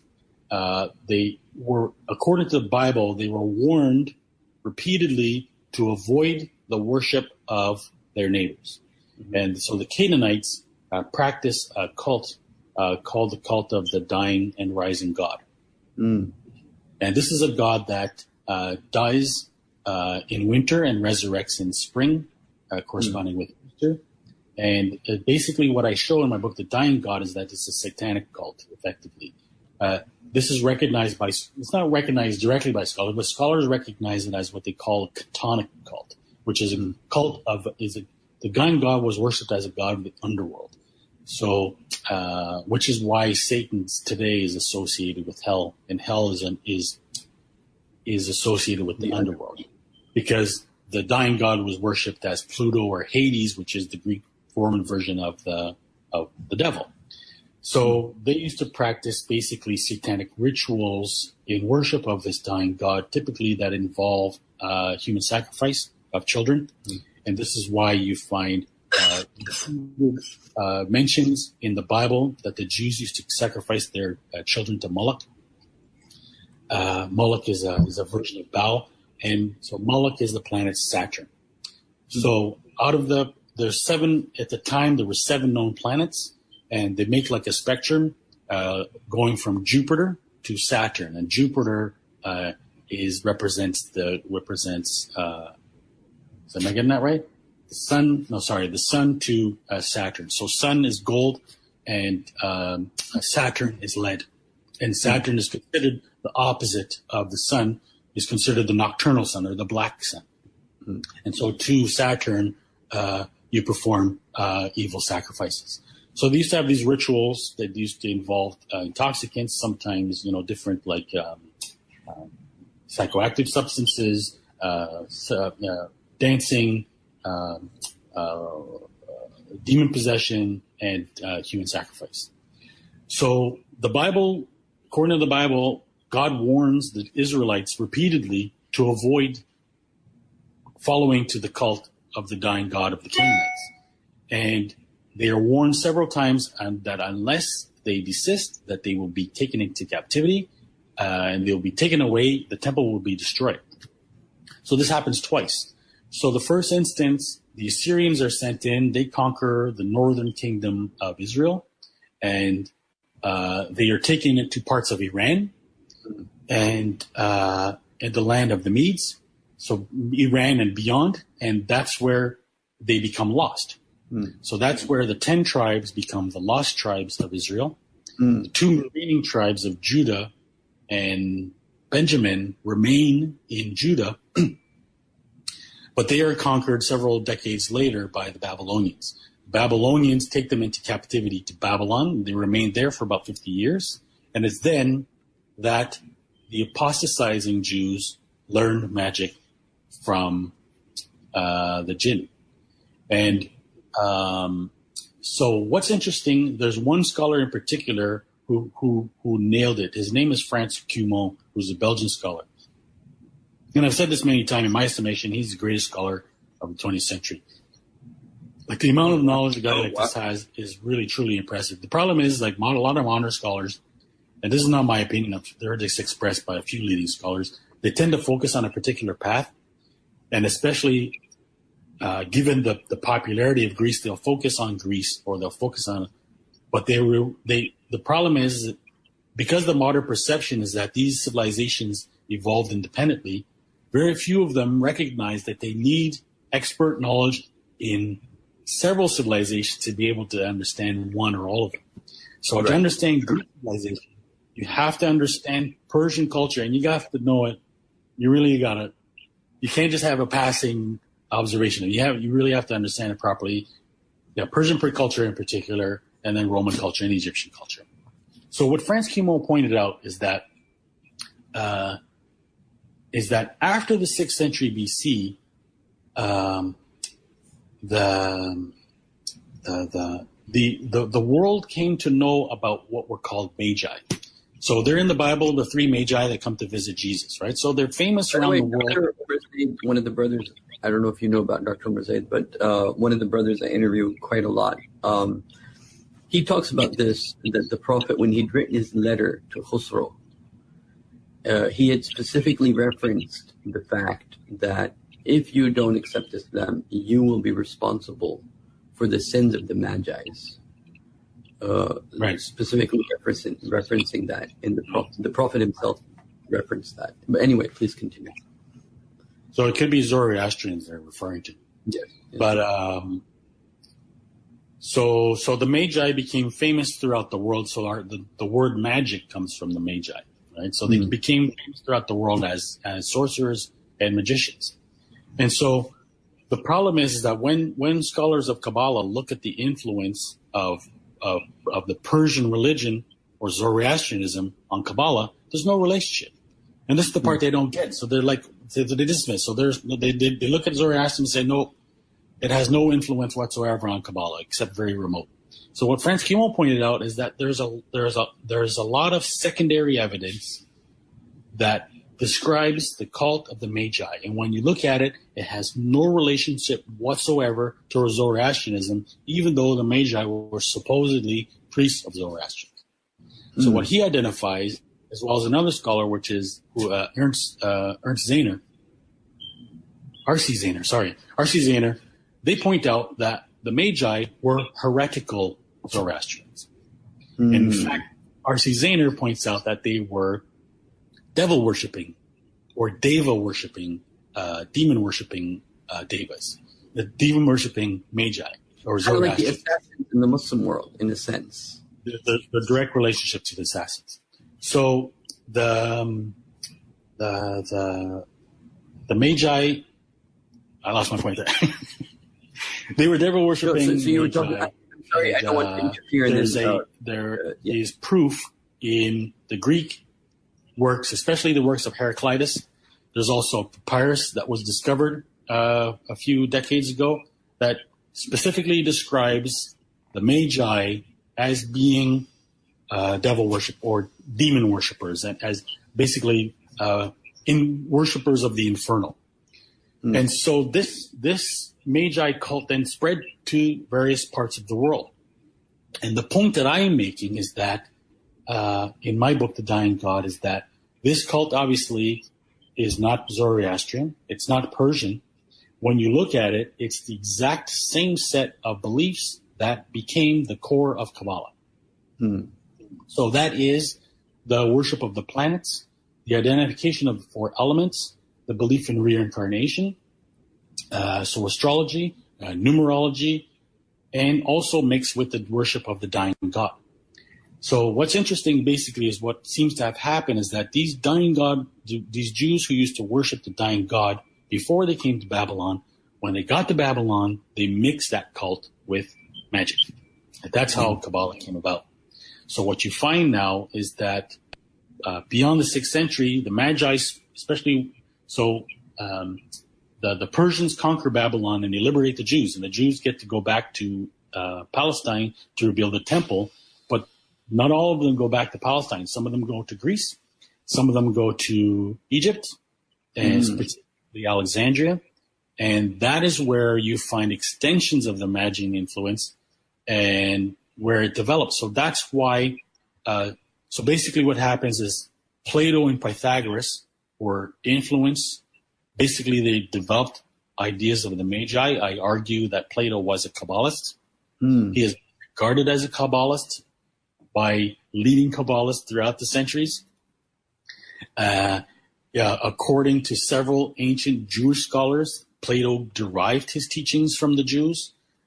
He is claimed that he traveled to Egypt to learn. It's claimed that Pythagoras traveled to Persia to learn amongst the Magi. So it's not a far-fetched theory. It's been supported over and over by various sources throughout history. So what happens is that so this Magi cult develops in Greece as Greek philosophy, and it develops in Egypt as what's called Hermeticism. And Hermeticism is a cult of alchemy that is based on the worship of the Egyptian dying god Hermes. And so out of Greek philosophy, you get Neoplatonism. And so now when the Jews are become active in Palestine in the 3rd, 2nd, 1st century BC, all these influences now come back. And that's where you get the birth of Kabbalah. So I bet they don't teach you that at Oxford at the PPE course, Martin, for politics, philosophy and economics, and the middle bit, philosophy particularly? Well, that is a version of ancient history. and he's mentioned quite a lot of things there. He mentions Zoroastrianism, he mentions Babylonian exile of the Jews, he talks about Plato, he mentions Pythagoras, and he's got a particular axe he's trying to grind there, which sounds very familiar to me, which is the idea that there is this ancient wisdom, or possibly evil wisdom, which runs through all of these things. Now, in actual fact, I read a lot of, not so much philosophy, but archaeology and history, and what he's doing there, he's basically stringing together lots of different things and drawing his conclusion from the things that he's strung together. But there's lots of other people who've got different views from that about the relationship between the things that he's talking about. But isn't it a little bit like the City of London, that the people that really know what's going on, they're going to make sure that the universities and everyone else is not going to find it out? Well, you've got the idea that there's some kind of esoteric knowledge and a small group of people who have that esoteric knowledge and everybody else who hasn't got it.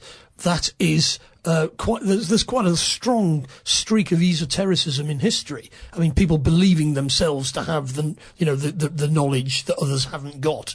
It's quite common. In fact, and you could even see it in modern communism. We are the elite that understand the laws of history, and the masses are going to be moved by our superior knowledge.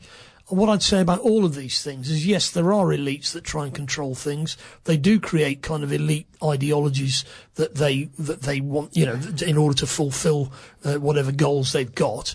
But history carries on being messy. And all sorts of messy stuff happens, and it's very difficult to predict what's going to happen next. I can't help but just raise the interesting spectre of the interview we did a few months ago with Philip Beale and his thing about the Phoenicians, because there you've got the possibility that they're involved in this spreading this kind of similar ideas about mathematics, geometry and that sort of thing around the world in ancient history. But what about this? I mean, what he's trying to do, I think, David Livingstone, maybe he's failing, maybe he's succeeding, I quite like his attempt anyway, is to come up with a kind of unified theory of occultism and mysticism, where you've got the occult, which is this kind of secret societies and machinations behind the scenes, which are actually changing things, making things happen in a way a bit like, a James Bond film, trying to change the course of history through the secret services or whatever. And then against that, you've got mysticism, which is the kind of myth-making, pushing stuff out, information operations, pushing stories out, myths out through the mainstream press, things like 9/11, things like, if you're going back even further, Prester John, the letter of Prester John, which was a way of trying to get everyone behind the Crusades, getting all these wealthy people to put all their money into the Crusades, thinking it was a great Christian thing to do. So do you think he's actually getting anywhere when he's trying to put this unified theory together? I think the problem with all unified theories is that they're unified. And in actual fact, for example, we're only talking here about the Middle East. We could be talking about Southeast Asia, which has got a completely different mythological basis. And they've got esoteric beliefs in Southeast Asia, but they're not the same as esoteric beliefs in the Eastern Mediterranean. Well, I'm sure he would say that there are indications of these philosophies in Hinduism, for example. All right. Well, some people claim, and it's not necessarily illogical, that all human beliefs are linked because there's a fundamental reality in which links all human beings together. That's an interesting idea, but the reality of life in general is that it's messy, and what you usually find is you've got competing stories about what's happening, competing ideologies, competing ways of looking at the world, not just one. And in actual fact, they're all struggling with each other to push their particular version of events and of the way reality is constructed. Anyway, David Livingstone's book is called The Dying God. Maybe I should email him, Martin, and see if he'll send you a copy, and maybe you will even read the first few pages of it. What do you think? Well, I can look it up online if I was that interested. I read an awful lot about these things, but I tend to read the academic works rather than people who've got Don't you think the truth is more around the fringes rather than at the heartlands of the universities? No, I think that the people who do modern historical research, it's far superior to what was written even 10 or 15 years ago. The universities, for example, we've now got access to DNA analysis, which really tells us who is related to who. Yes, and there's been lots of speculation about that. We now know who's related to who. There's also a tremendous amount of faking of DNA too. Well, yeah, what you want, Tony, is you want everybody... Well, I'm saying, for example, the Martin Bormann skull that we've talked about quite a lot of times. They said, oh, yes, this is definitely his skull, and maybe it was his skull. But they were making all sorts of claims that they could, but weren't necessarily justified. And these sorts of technologies are also open to abuse. They're a belief system. It's a little bit like he was talking there about these ancient civilizations. It's what you believe that counts, not what the facts are. Well, indeed, and that's exactly the point. I mean, ultimately, it should be the facts that determines what we believe. But in actual fact, most people pick their facts to suit their original intentions. And maybe that's just what you're doing, and maybe that's just what I'm doing. Well, indeed. Who knows? Anyway, time to sign off now. Thanks to our guest in the first hour, Lib Dem Councillor for Whitchurch Park, Tim Kent. Also to Irish Republican Labour activist Martin Summers, you just heard from. And to studio engineer Dave Bazanko.